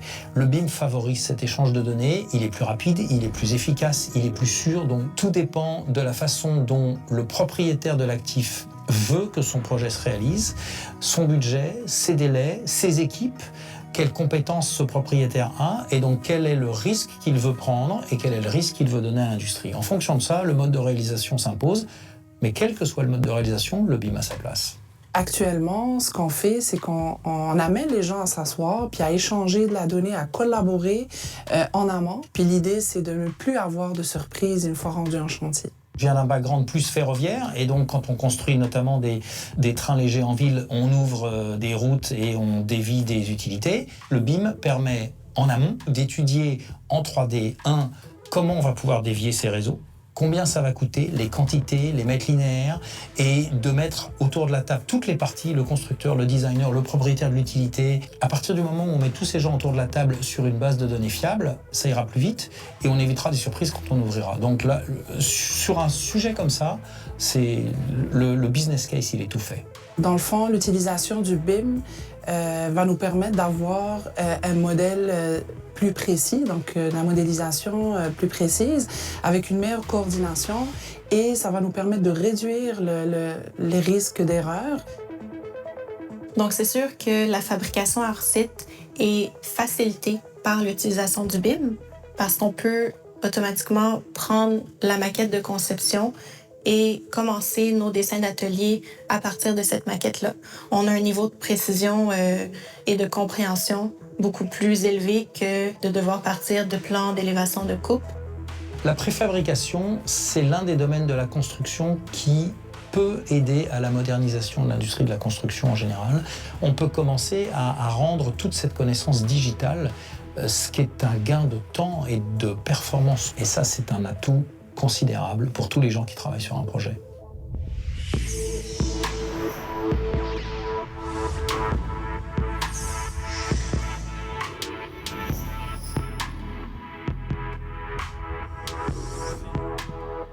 Merci, merci. Merci. C'est une très belle vidéo justement dans laquelle on a pu voir que le BIM quand même a une valeur ajoutée quel que soit le mode de réalisation. Donc maintenant, nous allons avoir l'occasion justement d'entendre M. Olivier Lalancette. Changement de programme, et bien sûr, ce matin, il y a beaucoup d'opportunités d'amélioration, justement, nous sommes en BIM. Donc, Madame Geneviève Contant, qui va nous gratifier d'une présentation. Donc, merci et bonne écoute. Bonjour tout le monde. Rapidement, TBC Construction, on est un entrepreneur spécialisé en électromécanique. On fait les 3 disciplines, ventilation, électricité, plomberie. Puis, on a une salle de modélisation qui compte quand même 15 modélisateurs. Puis, le département dont je m'occupe d'innovation, amélioration continue. Puis, on prône le hors-site, donc on a un lieu d'assemblage. On travaille en ce moment sur des projets comme Bécancour en ventilation, l'hôpital Vaudreuil-Soulanges en électricité, puis l'hôpital Enfant-Jésus en plomberie. Je reviens à la base ici là, des avantages du BIM, mais c'est sûr que la collaboration, donc la coordination, c'est un atout. On travaille tous avec la même information, on reçoit l'information rapidement, il n'y a pas d'attente. La visualisation aussi, en mécanique électrique, on sait qu'il y a beaucoup de choses dans les plafonds. On est capable de trouver des solutions un peu plus évidentes en ayant une visualisation de nos installations. Un petit exemple ici, projet Hôpital Le Gardeur, donc beaucoup de mécanique dans le plafond. Ça nous a pris 3 fois moins de temps. En fait, ça a été 3 fois plus rapide de dessiner notre conduit de ventilation que vous voyez qui fait le tour de la poutre. Il n'y avait pas assez de place là, dans les corridors. Normalement, il aurait fallu trouver le plan de structure, s'assurer qu'on ait le plan de structure à jour, faire une coupe, trouver les plans d'architecture, trouver les hauteurs de plafond, mettre toute cette information-là ensemble pour voir si on pouvait trouver la solution de passer notre conduit comme ça dans un modèle 3D, que tout le monde collabore dessus. Mais on avait toute l'information, puis on a pu dessiner, s'assurer qu'on ne rentrait pas en conflit avec personne, là, puis avoir notre solution. Oups, ça n'a pas changé. Modéliser, on en a parlé tantôt, ça donne des données. Avec des données, je suis capable d'extraire facilement de l'information. Donc ici, c'est de la fabrication qu'on fait assembler en usine. Chaque item en couleur que vous voyez, c'est un assemblage qu'on va faire en usine pour livrer sur le chantier. En quelques clics, si je peux me permettre de le dire comme ça, on est capable de faire notre feuille de fabrication que vous voyez. Il y a la liste de matériel qu'on a besoin pour le fabriquer. Toutes les dimensions se sont appliquées automatiquement dessus. Puis on est capable d'envoyer ça à l'usine. Là, donc, le modèle nous permet de vraiment accélérer nos processus. On est capable aussi de connecter à des CNC, des machines à commande numérique. Donc, je suis capable de prendre mon modèle, qu'encore là, toutes les informations, la tuyauterie, les diamètres, les percements, exactement, il faut qu'ils soient où. On envoie ça dans les machines à commande numérique, puis on est capable de créer nos tuyaux vraiment plus facilement, plus d'entrée manuelle à faire dans les machines. Oups, je ne voulais pas que la vidéo parte. OK. Comme ça. Modéliser aussi, ça nous permet d'automatiser nos processus internes, puisque chaque item a une identité, si je peux le dire comme ça. Je suis capable de lui demander de mettre de l'identification automatiquement. Je suis capable de mettre des supports automatiquement parce qu'on sait que mon conduit de ventilation, il y a telle dimension, puis je dois mettre des supports à toutes les X distances. Donc, ça l'accélère, puis ça l'automatise nos processus internes. Petit vidéo exemple. Donc, ici, on a des conduits de ventilation qui ont été dessinés. Un petit bouton, puis les tags vont venir se mettre dessus. Donc, chaque pièce sait exactement les dimensions qu'ils ont.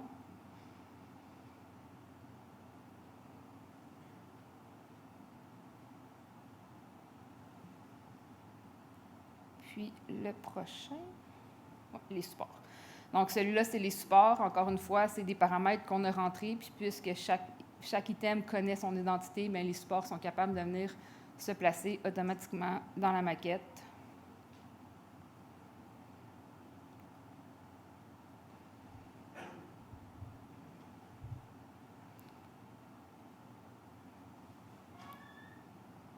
On est capable aussi de standardiser comment on dessine autant nos standards internes, nous autres chez TBC, comment on veut dessiner, avec quelle pièce on veut dessiner, quelle sorte de coude, par exemple, on utilise, mais on est capable de venir standardiser avec des techniques de devis. Donc, n'importe qui s'en vient sur le projet va dessiner de la bonne façon ou selon les normes du projet. Encore un petit exemple rapidement. Donc, ici, on va venir sélectionner un item dans la liste qui a été faite par notre gestionnaire BIM. Tout le monde a accès. Puis quand on dessine, ici, c'est des conduits électriques qu'on dessine en pesant sur Enter. Ça va venir les couper aux distances qu'on veut. Ça va venir mettre les connecteurs qu'on a décidé que sur ce type de projet-là, on voulait. Puis ça standardise nos dessins très rapidement.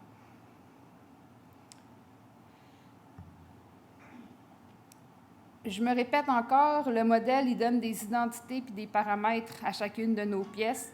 En plus, on a maintenant des modèles coordonnés. On réduit les risques de surprise. Je ne suis pas ici nécessairement pour vous vendre la fabrication hors site, mais ça va accélérer nos chantiers, ça va accélérer nos façons de faire, ça va réduire les erreurs. Donc ici, il y a un petit peu d'exemples d'hors site qu'on a fait. C'est surtout qu'on est hors séquence aussi. On réduit les tâches sur le chemin critique.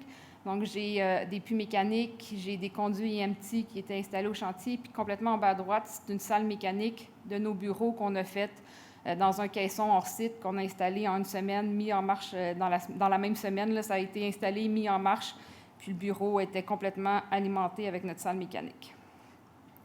Un autre exemple, un projet en Gaspésie qu'on a fait, la salle mécanique en 6 modules, pas en 6 semaines, qu'on a fait en 6 modules. Normalement, ça aurait pris 4 à 5 mois en chantier à faire. Puis encore là, quand c'était rendu à cette étape-là sur le chantier, ça a été fait en ce moment en usine en 10 semaines, hors séquence. Ça a été installé à Gaspésie en 1 semaine, puis la mise en marche a pris 3 jours.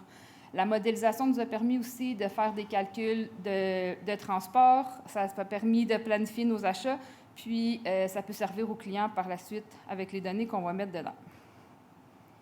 Selon nous, le BIM, c'est un passage obligé pour optimiser nos chantiers de construction. Le BIM va passer par la modélisation. On a beaucoup de gains chacun à faire de façon, je pourrais dire, égoïste, mais il faut aussi en faire d'autres au profit de l'équipe de projet. Donc, qu'est-ce que je pourrais mettre dans ma maquette qui va aider les prochains? Comment je peux collaborer avec tout le monde? Les éléments clés, selon les modes de réalisation, il nous faut la maturité BIM de tous les membres de l'équipe. Si on n'est pas au même niveau, quelqu'un ne va pas dessiner dans le bon détail, etc. Là, ça va rendre la coordination plus difficile, détecter les conflits, etc.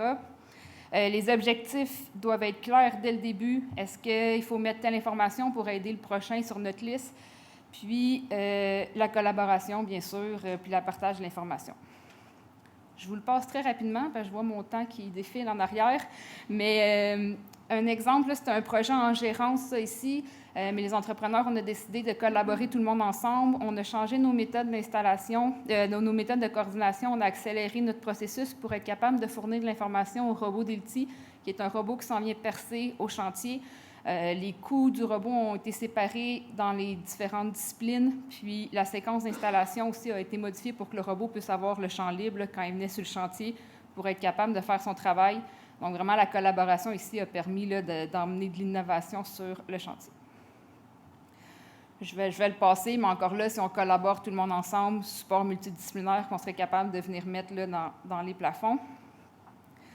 Donc, les avantages d'un projet collaboratif, c'est de pouvoir utiliser le BIM à son plus fort. L'équipe a une obligation d'écoute avec un objectif de réussite commun pour le projet. On est tout le monde autour de la table dès le début, donc les solutions de chacun sont mises de l'avant, puis surtout, on trouve une façon d'adapter le projet pour pouvoir les emmener. Chacun fait sa spécialité, il n'y a pas de travail en double. On collabore, on a une transparence, donc ça permet là, une grande cohésion dans le projet. Traditionnel ou en gérance, ça rend les choses un petit peu plus difficiles. Ça n'empêche pas qu'on peut utiliser le BIM, mais encore là, selon les contrats, selon les clauses, la maquette n'est pas tout le temps contractuelle. On redessine parce que ça n'a pas été dessiné en pensant aux autres nécessairement selon les contrats. Puis pour finir, je dirais encore une fois que la clé, c'est la collaboration, la transparence, la confiance, puis le partage. Puis avec ça, on va être capable là, de collaborer grandement sur nos projets puis d'avancer tous les usages du BIM. Merci.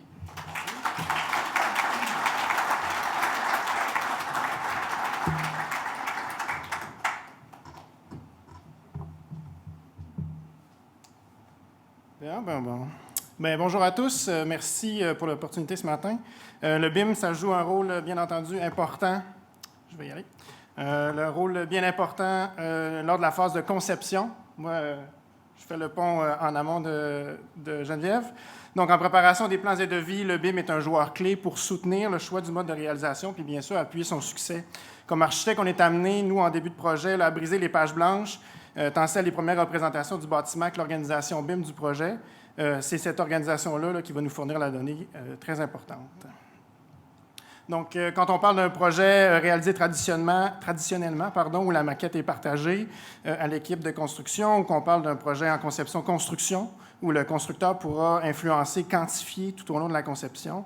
Ou même quand on parle d'un projet qui utilise des modes émergents comme le IPD, le RDI, là, bref, où le BIM devient un pilier essentiel de l'information. Moi, aujourd'hui, je vous propose de passer par un bref historique de l'évolution BIM chez Régis dans la phase de conception des projets, puis de faire le tour ensuite de 2 modes de réalisation couramment utilisés chez nous, puis l'influence BIM de chacun. Ensuite, je vais ouvrir sur les modes de réalisation intégrés. Donc, Régis, c'est une firme traditionnellement fan des technologies, ça fait partie de nos valeurs. Malgré ça, on est des artisans quand même passionnés d'architecture. On est dans les premiers là, à faire du CAD, là. Bref, un changement de paradigme, là, mais bon, bref. Aujourd'hui, on s'est intéressé au BIM très tôt aussi. On s'est même un peu cassé la gueule là, au début, mais bref, on a quand même ça dans le sang. Notre objectif, nous, c'est de structurer notre production de plans et devis, donc notre processus de conception, pour être les plus indépendants du mode de réalisation choisi, mais toujours dans son appui. Fait qu'on ait 200 lots ou un seul appel d'offres, nous, on est convaincus qu'on peut produire les documents qui sont requis de la même manière, puis ça grâce à des bons processus BIM. Bien entendu, c'est appuyé avec des opportunités qu'offre le BIM, donc on ajuste constamment notre organisation de nos plans et devis, donc on optimise nos livrables pour les besoins chantiers, bien entendu. On évite la redondance avec les autres disciplines, puis on produit du contenu qui facilite la coordination. Le plus grand enjeu dans les modes de réalisation traditionnels, on rentre dans le traditionnel, c'est de briser les poches, les silos, on en a parlé beaucoup ce matin, notamment créés par les relations contractuelles, donc représentées ici par les hexagones. Aujourd'hui, en plus du manque de main-d'œuvre, on a tout intérêt de partager nos ressources, ne serait-ce que... je ne vais pas ad-lib là-dessus. Chez Régis, le mode de réalisation traditionnel est encore bien présent. Notre approche, nous, c'est de s'assurer que l'équipe de professionnels partage une vision commune sur la conception 3D. C'est un strict minimum. Historiquement, l'architecte joue un rôle de leader dans ces décisions-là, portant sur l'organisation du projet, que ce soit avec ou sans le BIM. Puis on croit que ça doit continuer comme ça. Pas besoin de vous expliquer qu'il y a toujours aussi un risque lors des premières rencontres d'un projet de constater l'ouverture ou la fermeture là, des intervenants à réaliser le projet en 3D. Les clients, dans ce cas-ci, doivent jouer vraiment là, un rôle de facilitateur dans ces échanges-là. En l'absence d'exigences clients, nous, on développe une approche lean avec l'équipe de professionnels pour réaliser au minimum, s'il vous plaît, le projet en 3D. On se partage une série d'exigences, là, pas besoin d'un grand plan BIM flafla. Là, je sais que je vais créer de l'émoi ici, là, mais je pense qu'on est capable l'industrie aujourd'hui, de toute façon, s'enligne de plus en plus dans une zone confortable. Il y a une collégialité aussi entre les intervenants BIM, là, il y a aussi son importance là-dedans. Le BIM, nous, ça nous permet de réaliser des analyses sur l'ensemble de nos projets, dans le sens où on brise le silo du projet à sein même d'une firme. Là. Puis ça, c'est important. Pour un projet traditionnel, donc réalisé traditionnellement, ça permet de s'assurer qu'avant l'appel d'offres, l'ensemble des tests qu'on a réalisés sur nos maquettes ont été réalisés. Quel genre de tests que je parle? Je parle de l'information dans les plans, les cartouches, puis je parle bien entendu des doublons qui pourraient nous venir briser notre évaluation budgétaire, des enjeux de collaboration aussi, par exemple des objets qui devraient être visibles aux autres, mais qui ne sont pas visibles.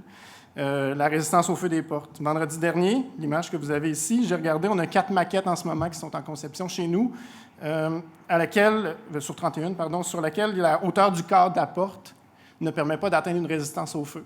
Donc là, pas de panique, c'est normal d'avoir ce genre de test-là qui échoue, mais l'idée, c'est de prendre régulièrement action pour attaquer ces problèmes-là, puis de challenger les équipes techniques chez nous. Ils ont sûrement prévu quelque chose, là, ou bien ils vont le prévoir, n'inquiétez-vous pas là-dessus. Le BIM, dans ce cas-là, ça va venir assurer la qualité et la conformité de l'information. Puis quand on est en projet traditionnel, on sait que c'est très important parce que lorsque le projet va sortir, les coûts sont fixes et les extras sont présents. Le BIM, c'est souvent synonyme aussi de R&D chez nous. Moi, ça me passionne. Un des bons développements qu'on a eu dernièrement, c'est bien entendu l'adoption du nuage de points. Cette adoption-là, c'est un jalon important dans notre parcours. Des nuages, on en mange, là, des toitures, des angles, les calculs de pente, des espaces difficiles à relever. Bref, c'est pesant sur nos infrastructures ETI, mais bref, c'est un outil efficace pour nous. Puis on a même eu un projet pilote là, sans dessin, donc aucun dessin qui a été réalisé, modélisé, là, où on affichait que le nuage de points pour faire coter. C'est quand même intéressant. Autre chose aussi que ça nous a permis, c'est d'avoir des nouveaux, dans les projets traditionnels, même d'émettre des nouveaux types de documents, comme des maquettes signées, scellées. Par exemple, ici, vous avez un PDF 3D. Là, dès qu'on a changé un peu l'angle... Mon Dieu, c'est impressionnant, ça! Il va faire ça comme ça. Dès qu'on a changé l'angle de la vue, le saut disparaît. Donc, c'est un principe qui est quand même... c'est un peu arriéré, le PDF 3D, mais il faut s'en aligner vers ce genre d'outils-là. Ça, par exemple, excusez, je reviens en arrière, comme ça. Ça nous a permis quand même de réduire le nombre d'instructions de chantier, là, vraiment de manière impressionnante. Dans la conception-construction, c'est un mode que nous, on va beaucoup passer ces temps-ci, où ce que l'entrepreneur va vraiment faire équipe avec l'équipe de professionnels. Donc, on vient créer une nouvelle poche de données. Au moins, il y a des gens qui se parlent de plus en plus. C'est ce qui caractérise le plus, c'est la quantité d'informations qu'on reçoit de la part de l'équipe maître et du donneur d'ouvrage.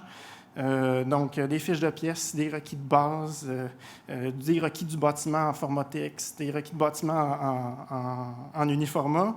Et nous, notre tangente là-dedans, c'est de reformater toutes ces exigences de projet-là, les structurer de manière uniforme, les dater, puis ensuite, on est capable de créer des tests pour valider ces exigences-là.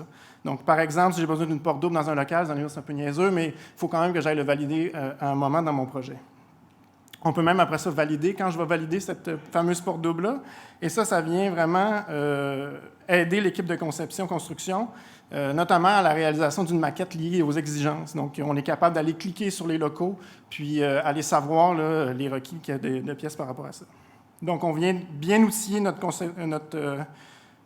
concepteur-constructeur pour avoir des meilleures décisions stratégiques sur le projet. Au niveau des modes de réalisation alternatifs, donc le IPD, RDI ou le CCP, on vient vraiment créer la poche d'information idéale entre l'ensemble des parties du projet. On a vraiment une innovation qui est axée sur la valeur. Bien qu'on n'ait pas encore réalisé notre projet IPD chez nous, c'est un mode qu'on croit, notamment parce que le BIM est un pilier important dans ce genre de mode de réalisation-là, qui est basé à la base vraiment sur l'utilisation du 3D de ces données, vraiment sur les données. Donc, pour encourager l'équipe et faciliter la compréhension de l'envergure du projet, pour aider à planifier l'échéancier de projet, mais aussi valider continuellement les coûts de projet et l'extraction des quantités. On le disait, il y avait un partage de risque, donc les coûts de projet, c'est vraiment important. Donc, cette utilisation du 3D-là va nous permettre de répondre aux objectifs du projet, la fin des silos, enfin. Voilà. Ce genre de projet-là, ça ne peut pas très bien aller si on n'a pas des pratiques et des standards BIM qui sont bien définis, notamment par la notion de partage d'informations. Donc, en plus des attraits à visualiser l'environnement bâti que la donnée peut nous fournir par le BIM, c'est un pilier central, on garde ça en tête. La donnée aussi permet d'assurer la conformité de la réponse architecturale, tant au niveau des besoins exprimés par le client que les exigences réglementaires ou même celles issues des meilleures pratiques de la construction. La donnée est formatée, transposée dans divers formats et c'est cette agilité-là qui fait la différence. Encore bout de chemin à faire pour briser les silos et rendre l'information à tous disponible. Là, c'est le festival de la plateforme ces temps-ci. Voilà, je ne vais pas plus loin avec ça. Mais gardons en tête avec l'apparition des contrats intelligents, de la blockchain, le besoin d'une information vérifiée, valide et formatée fera toute la différence de la transformation qu'on vit actuellement dans notre industrie. Merci.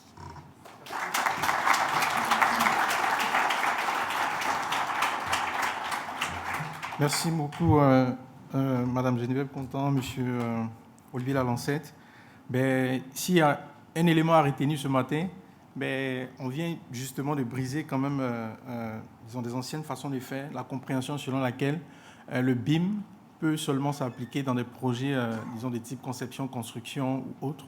Mais là, dans la présentation, on a pu, en tout cas, vous avez pu vous rendre compte au même titre que moi, que finalement, dans les modes traditionnels, on peut utiliser le BIM. Donc, le BIM n'est pas seulement fait pour des modes, on va dire, plus complexes, donc alternatifs. Donc, merci beaucoup pour cette présentation. Donc là, tout à l'heure, je vous disais que j'allais introduire nos panélistes. Donc, nous avons M. Daniel Drouin, qui est conseiller expert en mode de réalisation alternatif, justement de Drouin Consultant.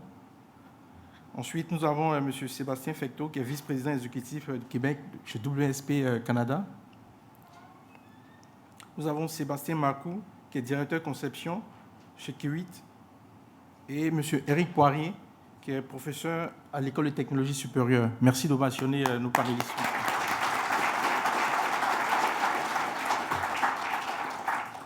Ben, d'aucuns diront, ben, OK, c'est bien beau tout ça. On entend le BIM, on parle d'investissement de projets majeurs. OK, on a les donneurs d'ouvrage publics d'un côté, on a l'industrie, ben, les professionnels d'un autre côté, architectes, ingénieurs, j'en passe. Mais on se posera la question, mais finalement, qui bénéficie du BIM?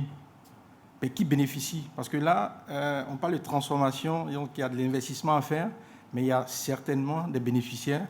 Donc, je vais passer la parole à Eric, qui va peut-être nous aider à répondre à cette question pour commencer. Merci. Entre qui bénéficie, puis c'est quoi comment ça coûte, puis c'est quoi le retour, c'est toutes des questions super faciles. Qui bénéficie du BIM? Donc, si on regarde sa plus simple expression, ça serait qui prend la décision, puis qui prend le risque de cette décision-là. Puis si on est capable de retracer, dans le fond, à qui appartient la décision, puis ensuite qui assume le risque de cette décision-là, on va pouvoir dire, OK, à qui bénéficie le BIM. Puis on l'a vu dans les présentations que historiquement, où est-ce que ça a commencé, c'est sûr, c'est à l'interne. C'est du monde qui ont cru au BIM, qui l'ont implanté pour leurs propres besoins, puis dans les cadres de décision qu'ils sont capables de contrôler. Donc, les longueurs de run, où est-ce qu'on va placer les supports et tout, c'est quoi les types de décisions de conception qu'on doit faire. Et on a vraiment localisé le bénéfice à l'intérieur de la firme, puis dans le fond, c'est par une croyance qu'on l'a fait, qu'on l'a mis en place.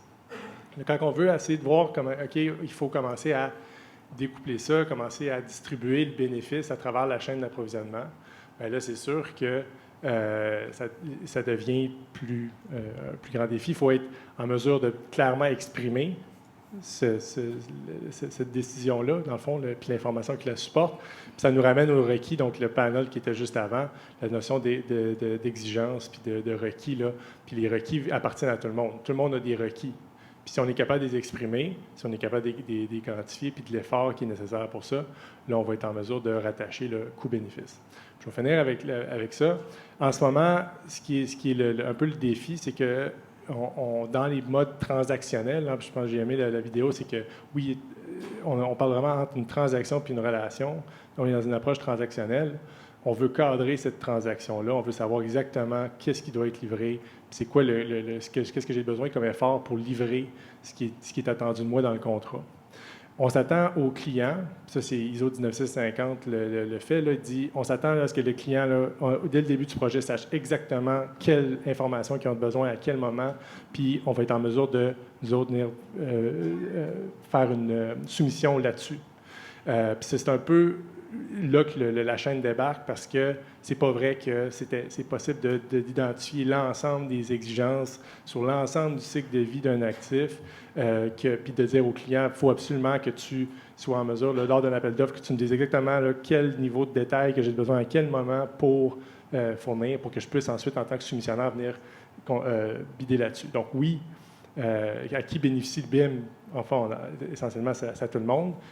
De façon plus précise, c'est à qui prend la décision, puis qui assume le risque de ça.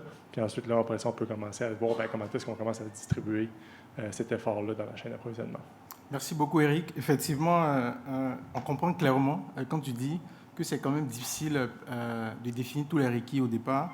Donc, la notion de collaboration prend tout son sens. Donc, il faudrait une collaboration entre, disons, le maître d'ouvrage et les professionnels qui vont réaliser le projet. Donc, Sébastien Fecteau, est-ce que tu aimerais peut-être rajouter quelque chose? Oui. En fait, je rajouterais, je suis entièrement d'accord avec toi, Éric, puis je rajouterais le fait que, je pense qu'on l'a vu tantôt dans le panel d'avant, c'est assez clair que tout le monde bénéficie du BIM, de l'utilisation du BIM. Ça dépend de la donnée de quelle donnée on parle. Mais ce que je rajouterais, c'est que, ultimement, là, c'est pas l'entrepreneur, c'est pas le professionnel, c'est pas l'architecte, c'est pas le client. C'est le projet qui va bénéficier du BIM. Puis le projet, dans sa pleine longueur de vie, en fait, du tout début au démantèlement, comme on a vu tantôt. Puis je pense que c'est ça l'importance de travailler en collaboration en toutes les parties, de manière à ce que le projet, à la fin, en bénéficie au maximum. Merci beaucoup. Et Daniel, est-ce que tu aimerais rebondir là-dessus? En fait, Donc, moi, j'ai une perspective des modes collaboratifs, surtout en IPD, ou la réalisation de projets intégrés. Puis mon chemin de BIM a commencé en même temps, donc j'ai vu ça grandir en parallèle. En fait, ce que je voudrais parler, c'est surtout de la responsabilité. C'est pas juste à qui bénéficie, c'est la responsabilité. Donc, durant le cycle de vie d'un projet, cette responsabilité-là, d'un mode collaboratif, est transférable d'une phase à l'autre, d'un acteur à l'autre. Donc, jusqu'à la fin, où est-ce qu'on passe les données ou l'information à l'occupant du bâtiment. Donc, c'est un petit peu ça que je voulais rajouter. Merci. Merci, Sébastien Marcoux. Peut-être que tu pourrais nous aider justement à intervenir sur les échanges d'informations en lien avec Acquis Bénéfice. Je ne sais pas si je vais être capable de vous aider, mais en tout cas, je vais vous donner un petit peu ma perspective. Je dois dire en partant que je ne suis pas un expert du BIM, absolument pas, mais je suis impliqué sur des projets où on utilise le BIM. Puis peut-être une perspective un petit peu externe. Lorsqu'on rentre dans ce domaine-là, il y a énormément d'informations, puis on se demande par où il faut commencer. On a parlé des requis, des identifications, de qui en bénéficie. Pour moi, du côté, lorsqu'on regarde à partir du début de la planification, de la conception, de la construction, si on veut vraiment, selon moi, que toutes les étapes en bénéficient, c'est important de ne pas minimiser la formation qui est requise. On est nouveaux dans ça, à tous les niveaux. Si on veut que les surintendants sur les chantiers, que les travailleurs bénéficient, des contremaîtres et même des gens qui sont responsables de la planification. C'est tellement large, le BIM, il faut être capable de donner une formation, je pense, qui est spécifique à chacune des personnes selon leurs besoins à eux, pour augmenter le bénéfice tout au long du projet. Merci beaucoup, Sébastien. Nous allons passer à la deuxième question, qui est justement, on se pose la question de savoir comment le BIM aide justement les modes de réalisation à construire des ponts entre les silos traditionnels. Donc ce matin, on entend beaucoup de silos. Je pense que c'est un mot qui va quand même rester gravé dans la mémoire de tout un chacun, mais comment le BIM justement nous aide à déconstruire ces silos-là. Donc Daniel, est-ce que tu veux nous aider à y répondre? En fait, je ne sais pas vraiment quoi rajouter. Tout est dit là. On a parlé de centralisation des informations, visualisation, modélisation 3D interactive.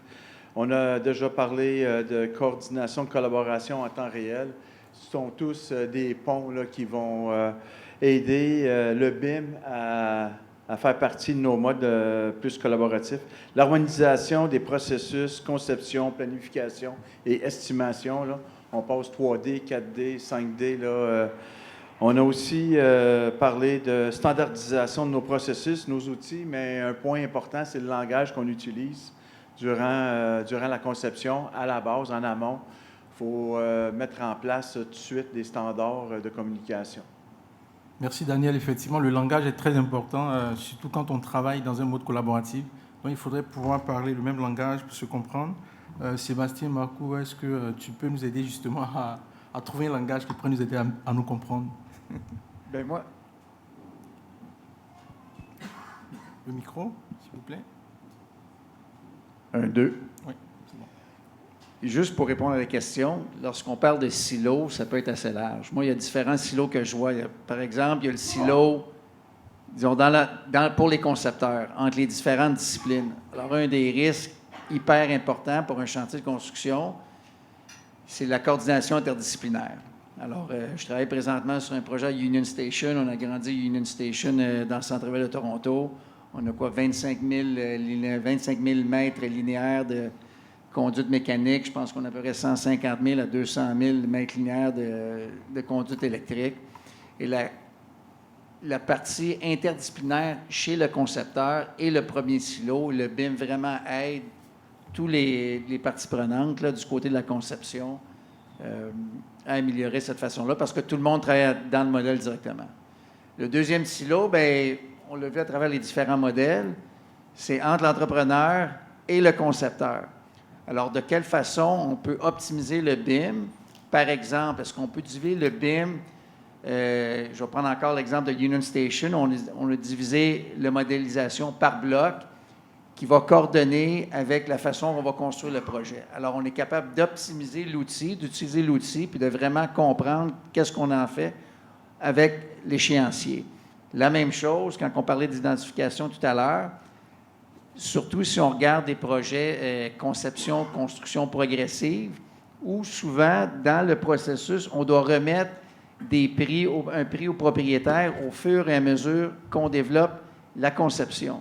Mais si on est capable d'identifier des composantes dans le modèle, on est capable de faire notre calcul de quantité de façon plus rapide et de rendre le processus plus efficace, et aussi de comprendre souvent, par exemple, un 60 puis un 90 où sont les différences, pourquoi on a augmenté en termes de quantité, qui est aussi un risque, je vous dirais, dans ces projets-là. Là, c'est un des risques les plus importants, c'est l'augmentation des quantités sur nos projets. C'est des choses que, une fois qu'on les a, il faut les construire, il est trop tard.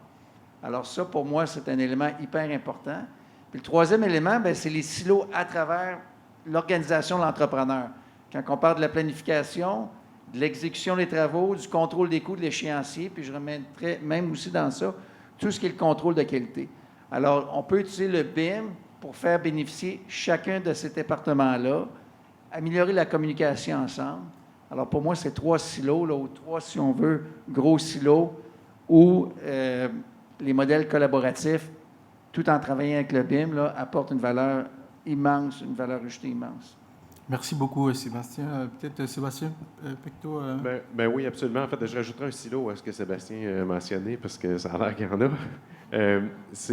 En fait, dans les modes un peu plus traditionnels, il y a quand même une crainte de partage d'informations. Il y a une crainte de partage de données entre les différentes parties qui sont contractuellement séparées. Puis la crainte, en fait, elle est là due au fait que si moi, dans mon modèle, comme ingénieur, comme concepteur, il y a des erreurs dans mon domaine, dans mon modèle, où il y a des données que je n'ai pas pris la peine d'aller dans le détail parce que pour mon propre intérêt, je n'avais pas besoin d'aller aussi détaillé, mais de le partager avec quelqu'un d'autre, puis que ce quelqu'un d'autre-là l'utilise, puis utilise l'erreur, en fait, comme étant une donnée de base. Mais il y a cette crainte-là dans les modes traditionnels. Et dans les modes collaboratifs, comme Daniel a mentionné dans la vidéo tantôt, il y a des clauses de no blame, no claim, donc les clauses d'exonération de responsabilité qui facilitent beaucoup, en fait, ce partage, ou du moins d'enlever cette crainte-là de partage d'informations entre les différentes parties prenantes. Merci. Merci beaucoup, Sébastien. Je pense que le temps nous presse, on me le rappelle. Mais donc, on va passer à la prochaine question. Mais justement, quel est l'intérêt d'utiliser... Nous avons fait du BIM dans un mode traditionnel. Et pour répondre à cette question, Sébastien, tu vas encore garder la parole, Sébastien. On a 2 Sébastien ce matin, donc là, on est gâtés. Mais on va commencer par Sébastien Fecteau. Le moustachu. Ben, en fait, je pense que c'est sûr, on en a parlé, je pense que le BIM a quand même sa place à l'intérieur des modes traditionnels. Naturellement, je pense que, cependant, comme je disais un petit peu plus tôt, là, chaque partie dans un mode traditionnel va maximiser l'utilisation du BIM pour son propre intérêt et non nécessairement pour l'intérêt d'une autre partie prenante. Puis c'est tout simplement l'aspect du contrat qui fait en sorte que tu n'as pas cet incitatif-là contractuel à aller plus loin que qu'est-ce que tu as de besoin.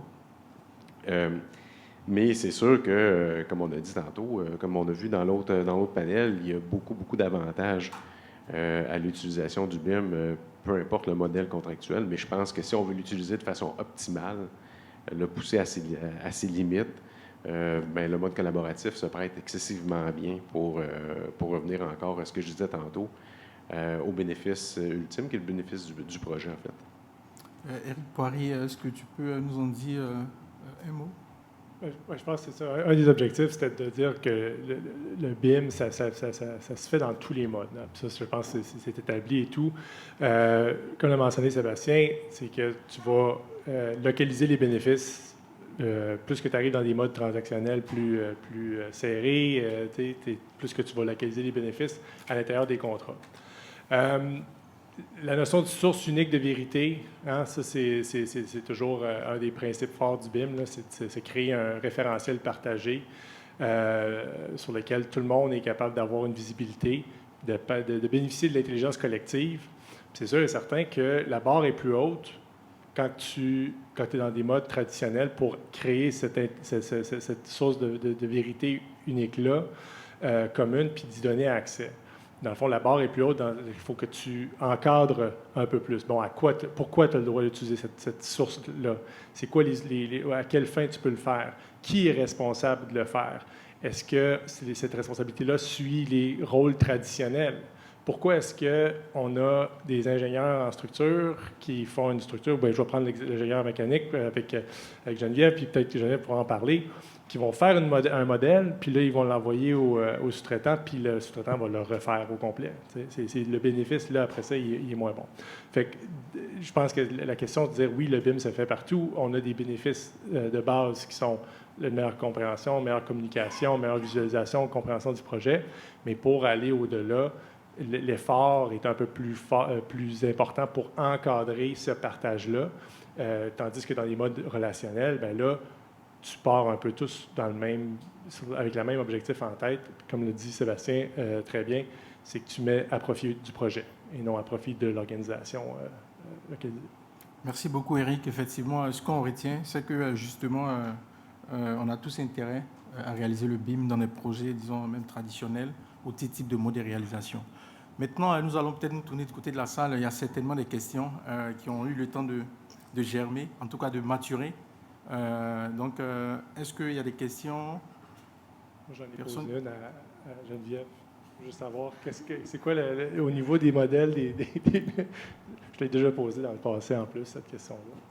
Mais qu'est-ce que tu fais, comment tu fais pour réceptionner les maquettes d'ingénieurs, puis comment est-ce que le niveau de risque que vous êtes prêt à prendre avec cette maquette-là, puis comment est-ce que vous la refaites au complet? Est-ce que c'est selon le mode? Comment est-ce que vous gérez ça? Ça marche, oui. En mode traditionnel, je dirais que malheureusement, on recommence généralement la maquette. Les professionnels les font selon l'ordre de vie, selon ce que les autres y avaient besoin de faire pour avoir une soumission par la suite. On ne peut pas partir en fabrication avec ça, nous autres. Il n'y a pas assez de détails. Le modèle, souvent, il schématise, mais il y a des notes qui disent que ça va être en tel diamètre, mais ça n'a pas été modélisé dans ce diamètre-là. Donc, on recommence souvent au début, dans une conception-construction, où qu'on reçoit en général qu'est-ce qu'il faut qu'on fasse. Bien là, on va partir d'une maquette un peu plus vierge. Donc, on est capable de ne pas faire le travail deux fois, de ne pas recommencer du début. Donc, c'est sûr que des modes collaboratifs, là, ça évite de refaire chacun son travail pour soi-même, puis de recommencer. Merci, Éric. Je n'ose pas croire qu'il n'y a pas quand même des questions, à moins que on retiendra que nos conférenciers panélistes ont été suffisamment éloquents. Une question? Oui? Ça n'enlève aucun mot à ce que je m'apprêtais à dire, certainement. Ça va probablement bonifier ce que je vais dire tout à l'heure. Yes. Oui? Je me demandais, pour faire un peu de pouce là-dessus, sur un mode alternatif, dans le fond, comment vous vous organisez avec les professionnels pour recevoir leurs maquettes, puis continuer votre travail? Est-ce qu'on est tout le temps dans une optique où on va avoir des modèles, pas dire décousus, là, mais un modèle de conception, un modèle de fabrication qui vont évoluer en même temps durant la construction pour remettre des informations au final aux clients qui risquent d'être décousus un peu, ou est-ce que dans la maquette de conception, on a des informations qui vont être véridiques, d'autres erronées, puis dans la fabrication, on va avoir des informations spatiales très précises, mais des informations de conception qui sont manquantes. Donc, comment le mode alternatif vient aider à tout ça? Je ne suis peut-être pas la meilleure pour répondre, là. Vous me corrigerez si... mais souvent, nous autres, on va avoir les schématiques, puis on va modéliser. Il n'y aura pas deux maquettes, là. On va modéliser à partir du schématique du professionnel qui va repasser sur notre maquette pour valider que ce qu'on vient de dessiner répondait à son concept. Donc, il ne va pas avoir... généralement, il n'y aura pas deux maquettes là, dans ces cas-là. Okay. Merci. Si je peux rajouter, premièrement, je vais faire le même disclaimer que Sébastien a fait. Là, je ne suis pas un expert BIM. Mais quand tu fais référence à des modes alternatifs, tu fais référence au mode collaboratif, un RPI. En fait, je ne répondrai pas exactement à ta question, mais ce que je peux te dire, c'est dans un mode de réalisation de projet intégré, en bout de ligne, toute l'équipe va travailler ensemble, puis toute l'équipe va prendre la meilleure décision pour le projet. Donc, si toute l'équipe croit que pour le coût du projet, pour la réalisation du projet, c'est bien de tout repartir la maquette au complet, parce qu'en bout de ligne, on va tous en bénéficier, le projet va coûter moins cher, et ainsi de suite. La décision va se prendre comme ça, parce que tout le monde va avoir l'incitatif pour prendre cette décision-là. Si en bout de ligne, bien, on est mieux de travailler avec des maquettes différentes ou de façon un peu plus séparée, bien, ça va être cette décision-là qui va être prise par l'ensemble de l'équipe de projet. Moi, je voudrais juste rajouter une affaire. C'est pas rare qu'on voit les sous-traitants spécialisés participer à la conception, eux-mêmes travailler dans la maquette, tasser nos ingénieurs. Les ingénieurs valident, confirment, coordonnent, et puis ça s'en va tout de suite à la ligne de production. C'est pas rare qu'on voit ça. Merci beaucoup. Merci pour votre question. Merci. Je veux remercier nos conférenciers et panélistes qui ont bien voulu nous permettre ce matin justement d'accroître notre connaissance sur l'impact des modélisations sur le BIM.